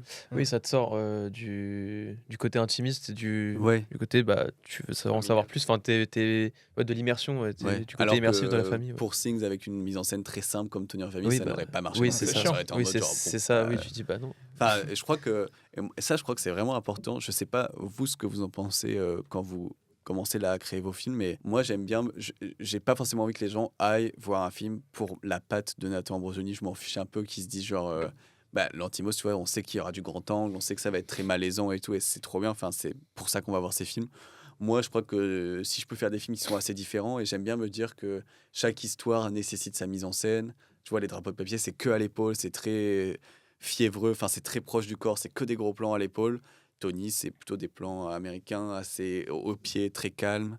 Je crois que chaque film a son langage et j'aime bien me dire, évidemment, je pense qu'on retrouvera des choses dans différents de mes films et tant mieux, mais dans chacun de mes films, mais je crois que j'aime bien me dire, là, le prochain film qui est un drame, là, effectivement, j'ai envie de réfléchir à la mise en scène dans un truc beaucoup plus radical, beaucoup plus.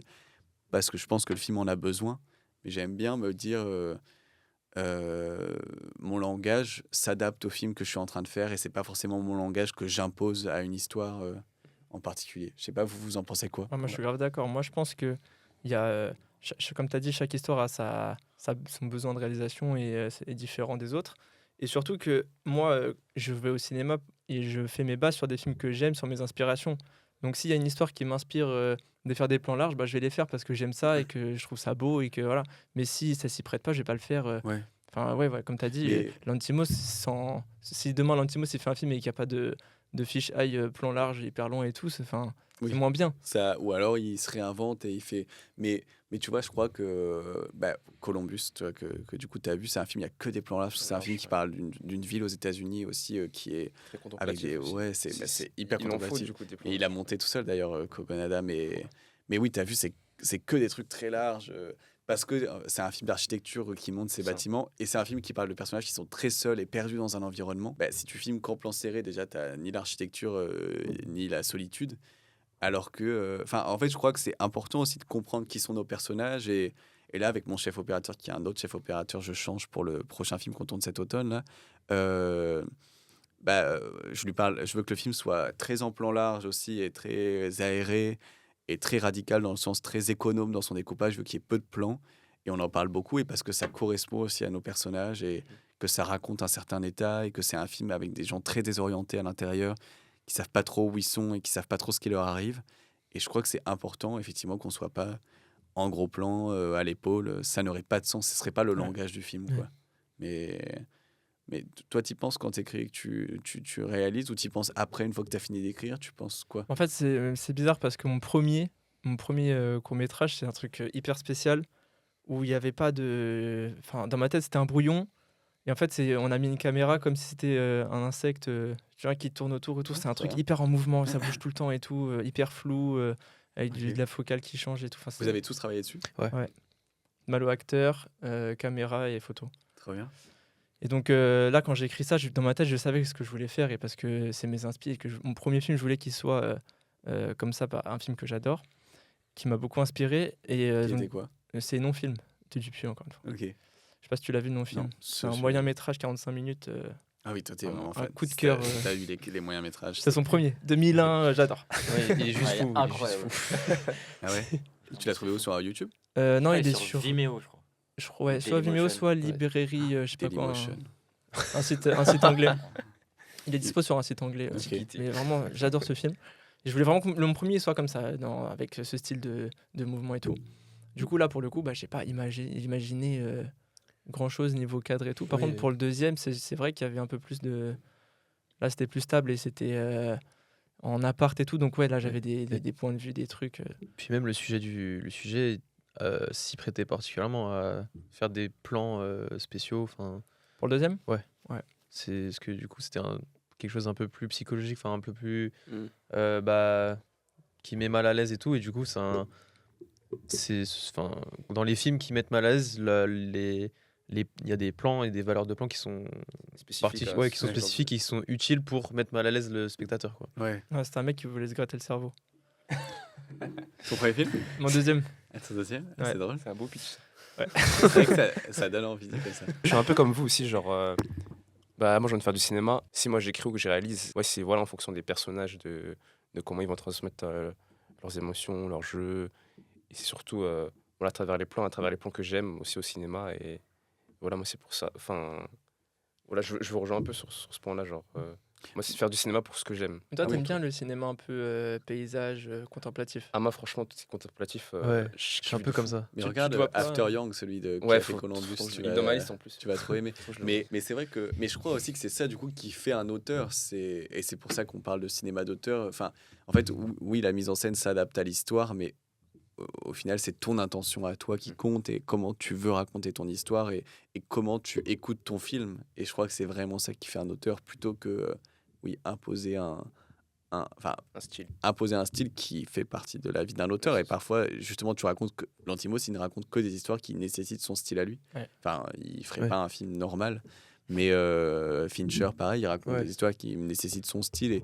Mais effectivement, moi, j'ai pour projet, après là, celui qu'on tourne, de faire un film de genre, de refaire un film d'horreur. Je sais que le film aura besoin d'une. Je peux pas le filmer comme Tony en famille. Enfin, ça n'aurait Oui, aucun oui. sens de filmer ce film comme Tony en famille.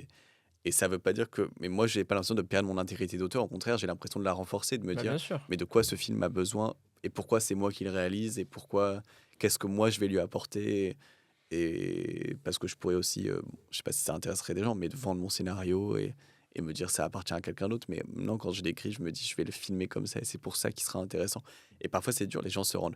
Là, je sais que le scénario qu'on tourne cet automne, il a été un peu plus dur à financer que Tony. Et c'est un drame, c'est beaucoup plus triste et tout. Et il n'y a pas du tout d'humour. Et les gens, ils étaient en mode, oula, ouais, ça change de Tony. Et ils ont été très touchés, les financiers, mais ils étaient un peu surpris. Et surtout, je pense que du coup, ils l'imaginaient comme Tony. Et comme c'est un drame et qu'il n'y a pas du tout cet humour et tout ça, ils étaient en mode, mais ça va être. Comment le.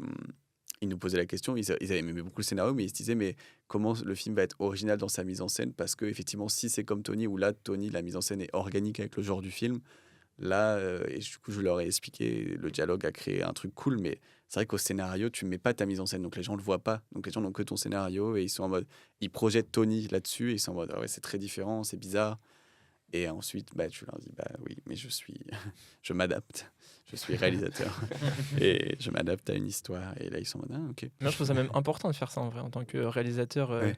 de changer de style, Ouais. de changer de genre, Ouais. pour se diversifier. Parce que si tu restes dans un truc tout le temps le même, une fois que tu en auras marre et que tu voudrais faire autre chose, bah, personne qui va te suivre parce que Ouais, complètement. personne se Mais projette. même quand tu vois Ari Aster qui fait Hérédité et Midsommar à la suite, qui pour moi sont deux chefs-d'œuvre immenses, Je suis d'accord. que j'adore. Mais non, mais Midsommar, je pense que je l'ai regardé genre des centaines, enfin pas des centaines de fois, ce serait trop, mais vraiment des dizaines de fois sans exagérer. Je le regarde en boucle.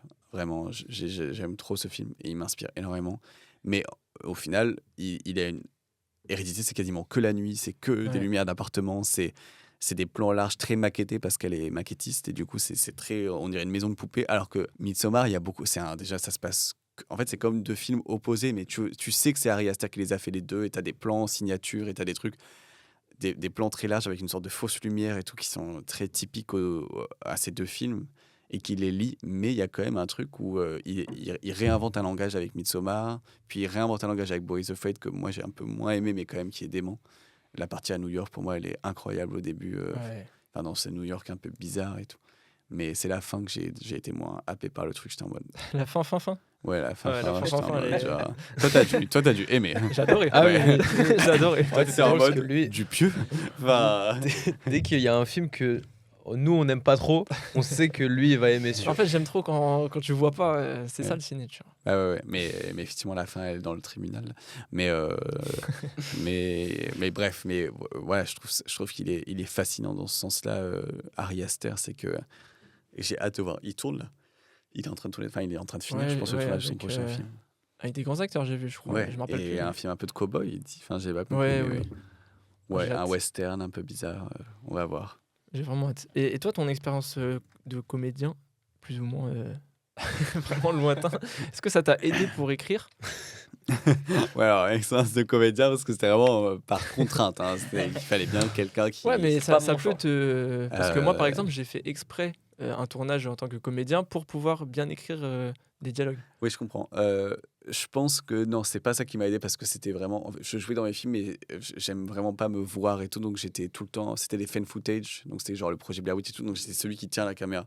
Donc Ok, je suis d'accord. celui qui le geek qui filme et qui se fait tuer et qu'on voit parce qu'il est mort. Mais j'aime vraiment pas. J'ai beaucoup de mal à me voir à l'écran et tout. Je suis vraiment bien derrière la caméra et quand il faut faire d'ailleurs des shootings et des trucs vidéo, bon là ça va et tout va bien, mais mais ça peut me stresser fort. Enfin, je suis en mode, mais donc je pense que c'est pas forcément ça qui m'a aidé. C'est plutôt écouter les gens, regarder des films aussi. Enfin, pour en fait, Ouais. Ouais, tu bah, regardes pas des de films secret, que hein. t'aimes et tu t'écoutes la mélodie. Et moi, je fais de la musique et j'adore la musique. Et je pense mes films aussi en musique. J'ai déjà la playlist de Tony en famille. J'avais la playlist quand j'écrivais et tout. Ouais. Et voilà, c'est des choses qui sont très importantes pour moi. Et, et quand j'écris les dialogues, je pense à la mélodie aussi. S'ils n'ont pas une mélodie, si musicalement ils sont. Enfin, c'est dur à expliquer, mais ouais, j'entends un peu une musique quand j'écris et pour moi, ça doit répondre à quelque chose. Et quand ça répond pas à ça, je trouve ça très bizarre. Enfin, Ouais. ça me perturbe. Ouais. Et donc, effectivement, il y a un sorte de rythme qui se crée. Et c'est ça qui m'aide plus que est-ce que ça sonne naturel. Mais c'est vrai qu'après, quand je range des dialogues, je mets mon téléphone et je parle à voix haute et je Ok. parle tout seul et je fais des discussions.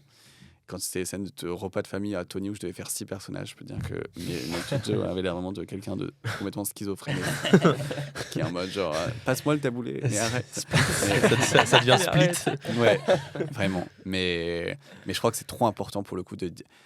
C'est vraiment un truc, ne pas dire. Et pourtant, Justine Triet, dans une interview, elle a dit, alors que ces dialogues sont déments, je ne sais pas comment elle fait, mais elle dit ah non, on n'a pas fait les dialogues à voix haute pour Anatomie d'une chute avec Arthur, qui a écrit avec elle. J'étais en mode what? Comment c'est possible tellement les dialogues sont naturels? Après, c'est pas dans sa langue, donc peut-être que l'anglais Ouais. aide et tout. Mais moi, quand j'écris, j'ai besoin de. Je les joue. Du coup, je les joue mal, mais je les joue quand même. Je crois qu'effectivement, ouais, c'est intéressant de dire enfin, de parler ces dialogues. Et c'est vrai que ma directrice de casting, qui fait aussi parfois des séries qui sont peut-être un peu plus produites à la chaîne ou qui ont besoin d'aller vite parce que c'est des commandes, c'est des saisons 4 d'un truc qui a été très apprécié.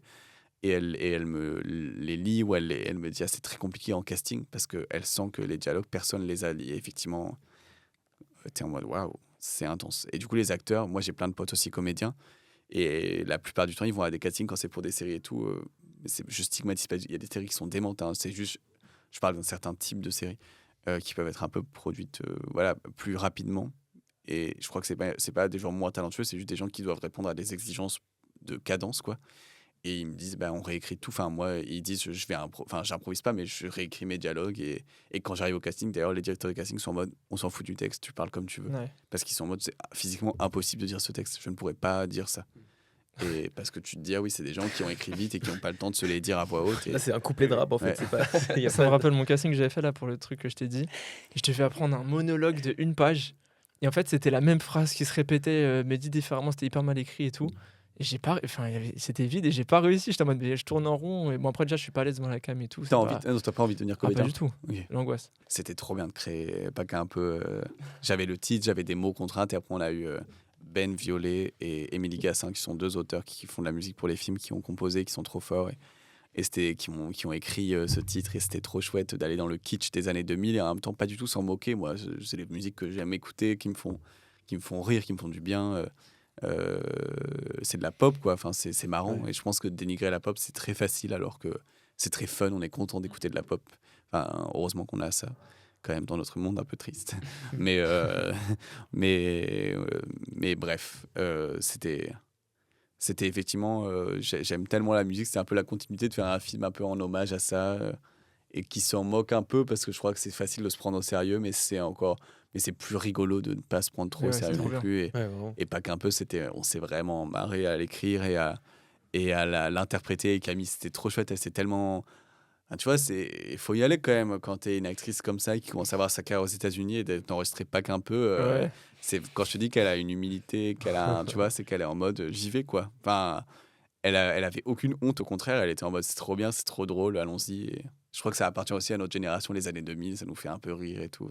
Ouais, grave. Enfin, ça nous fait rire, mais avec un grand respect. J'ai nostalgie un Ouais, petit peu voilà, de. Ouais, puis même la mode, elle est très années 2000 maintenant. Alors que franchement, il y a 5 ans, on Ouais. diabolisait grave la mode des années 2000. On Ouais, était en ouais. mode les tailles basses, c'est horrible. Et maintenant, vraiment, tout le monde porte des tailles basses. Mais, Non, mais Le retour genre. des shorts. les Ouais. pantacours. C'est les Les pantacours. pantacours aussi. Mais tu vois, c'est en mode genre. C'est ouf. C'est ouf comme on a des certitudes qui sont facilement Ouais. Ouais, déboulonnables. finalement, très facilement démontrables. Ouais. Donc c'est bien. Démontrable. Démontable. Démontable. Ouais. Oui, C'est plus- J'étais c'est plus si le sûr de moi. C'est plus le même terme. Plus du tout.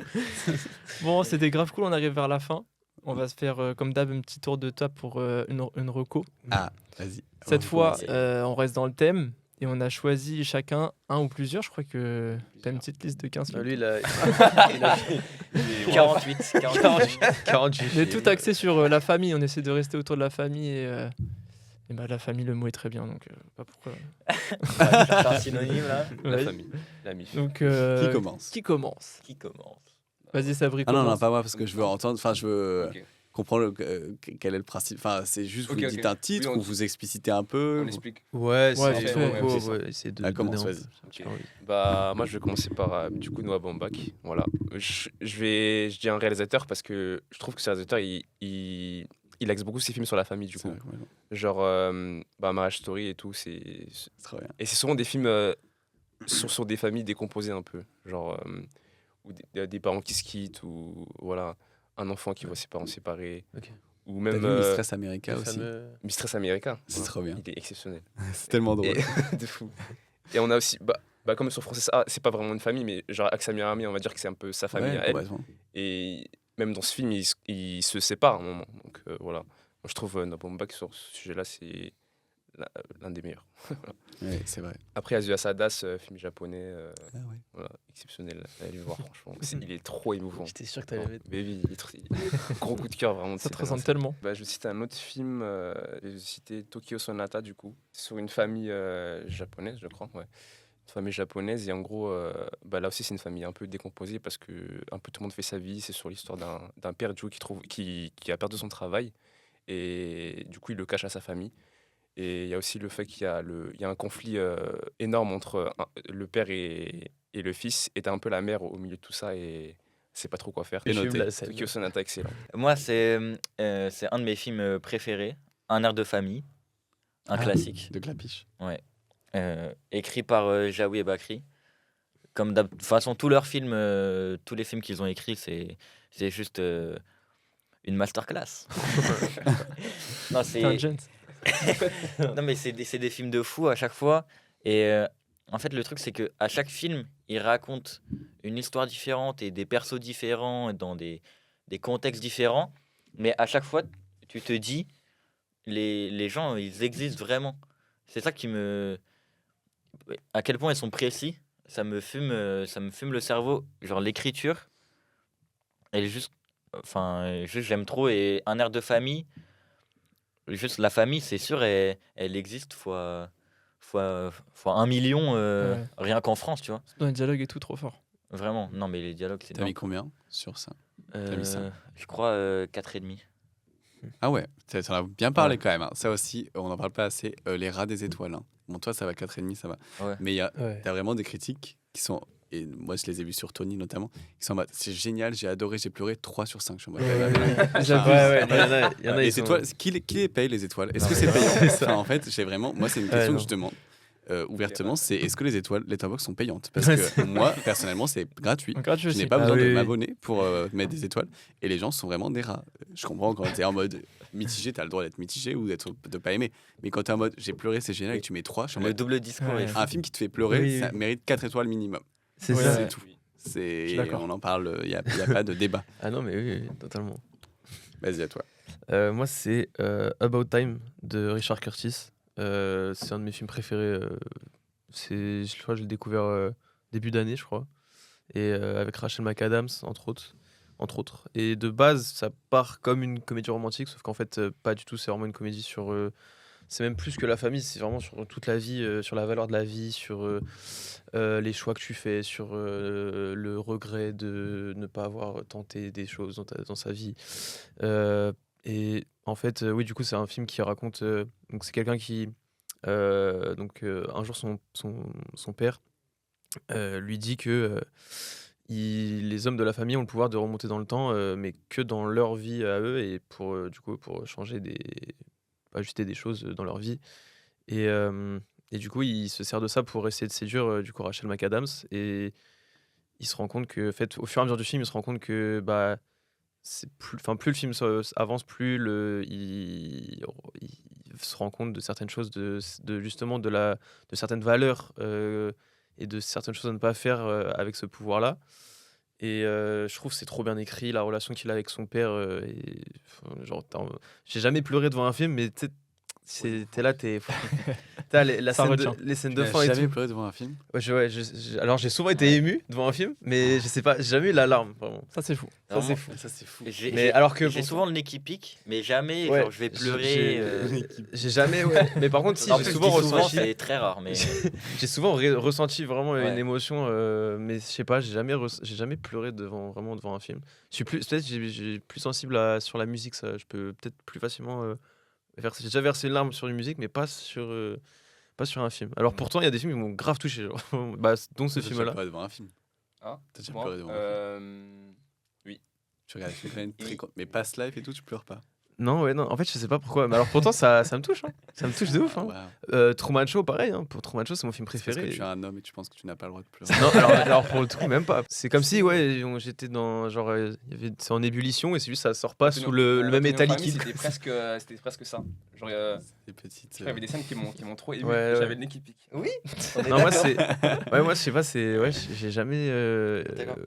Mais en tout cas, ouais, About Time, c'est un des films où j'ai vraiment, j'ai failli craquer. Donc, le jour où il y a un film qui me fait craquer, c'est fou quand même. Ah ouais.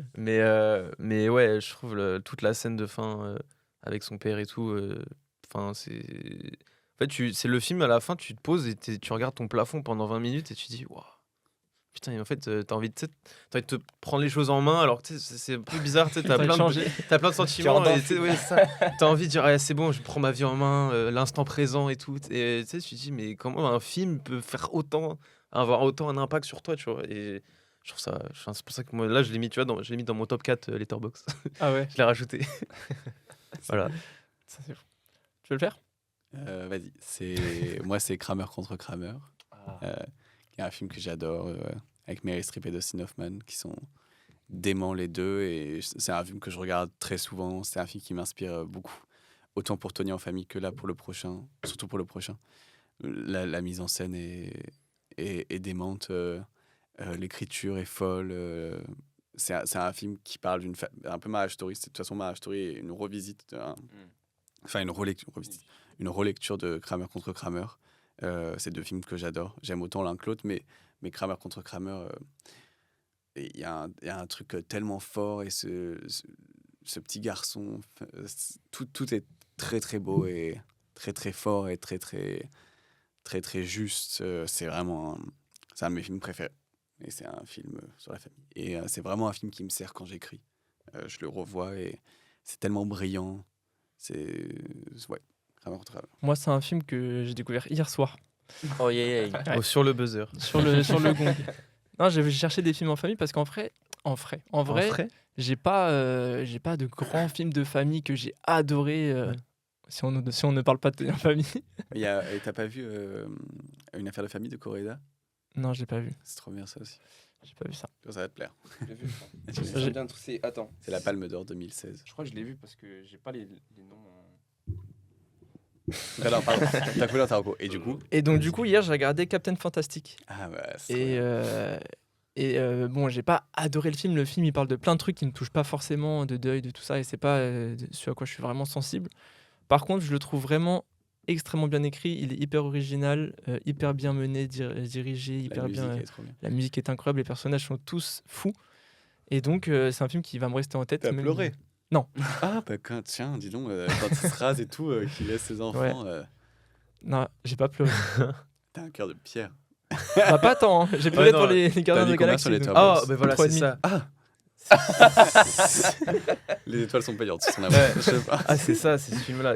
C'est le film qui a failli me faire craquer, c'était Les Gardiens de la Galaxie volume 3. Ouais, bah, ça, j'ai pleuré fort. Du coup, je l'ai bien vu. Tu l'as vu? Une affaire de famille. C'est ça. Donc voilà, franchement, c'est un film à voir parce que je comprends 100% toutes les bonnes critiques et c'est vraiment un classique dans son genre et dans ce dont il traite. Il traite, mais il m'a pas touché, moi, en plein cœur. Et bravo. Cependant. Bravo, Captain Fantastic. Voilà, on va finir là-dessus, c'était trop bien. Ouais, Franchement, merci beaucoup. Merci, c'était trop chouette de discuter avec vous et j'étais content d'être là Bah, et de faire cette petite pause dans la prépa. Ça m'a fait plaisir. Ouais, c'était trop merci, cool, ouais. vraiment. Trop bien. On se Trop retrouve bientôt avec Ouais. d'autres invités fantastiques. Ouais. Et puis voilà, hein. La Bah fin ouais. à chaque fois, elle est chiante. Oui, la Bah, fin. merci à tous. Ouais, juste merci en fait. Mais la fin n'est pas chiante, c'était très joyeux. Mais oui, voilà. Et Bravo. soyez à l'affût pour le prochain film. Et de- pleurer devant des films. Ah, Attends, bon, venez Ah oui. l'année prochaine. Le prochain sort. Il y a pas encore de. Enfin, il a un titre, mais qui va changer, donc je ne Ok. saurais le dire, mais ça n'a aucun sens de le dire. Mais Camille est de retour. Oh. Camille est de retour. Et Oh là avec là. d'autres actrices. Ok. Trop chouette. Ok, on a un petit esprit. Incroyable.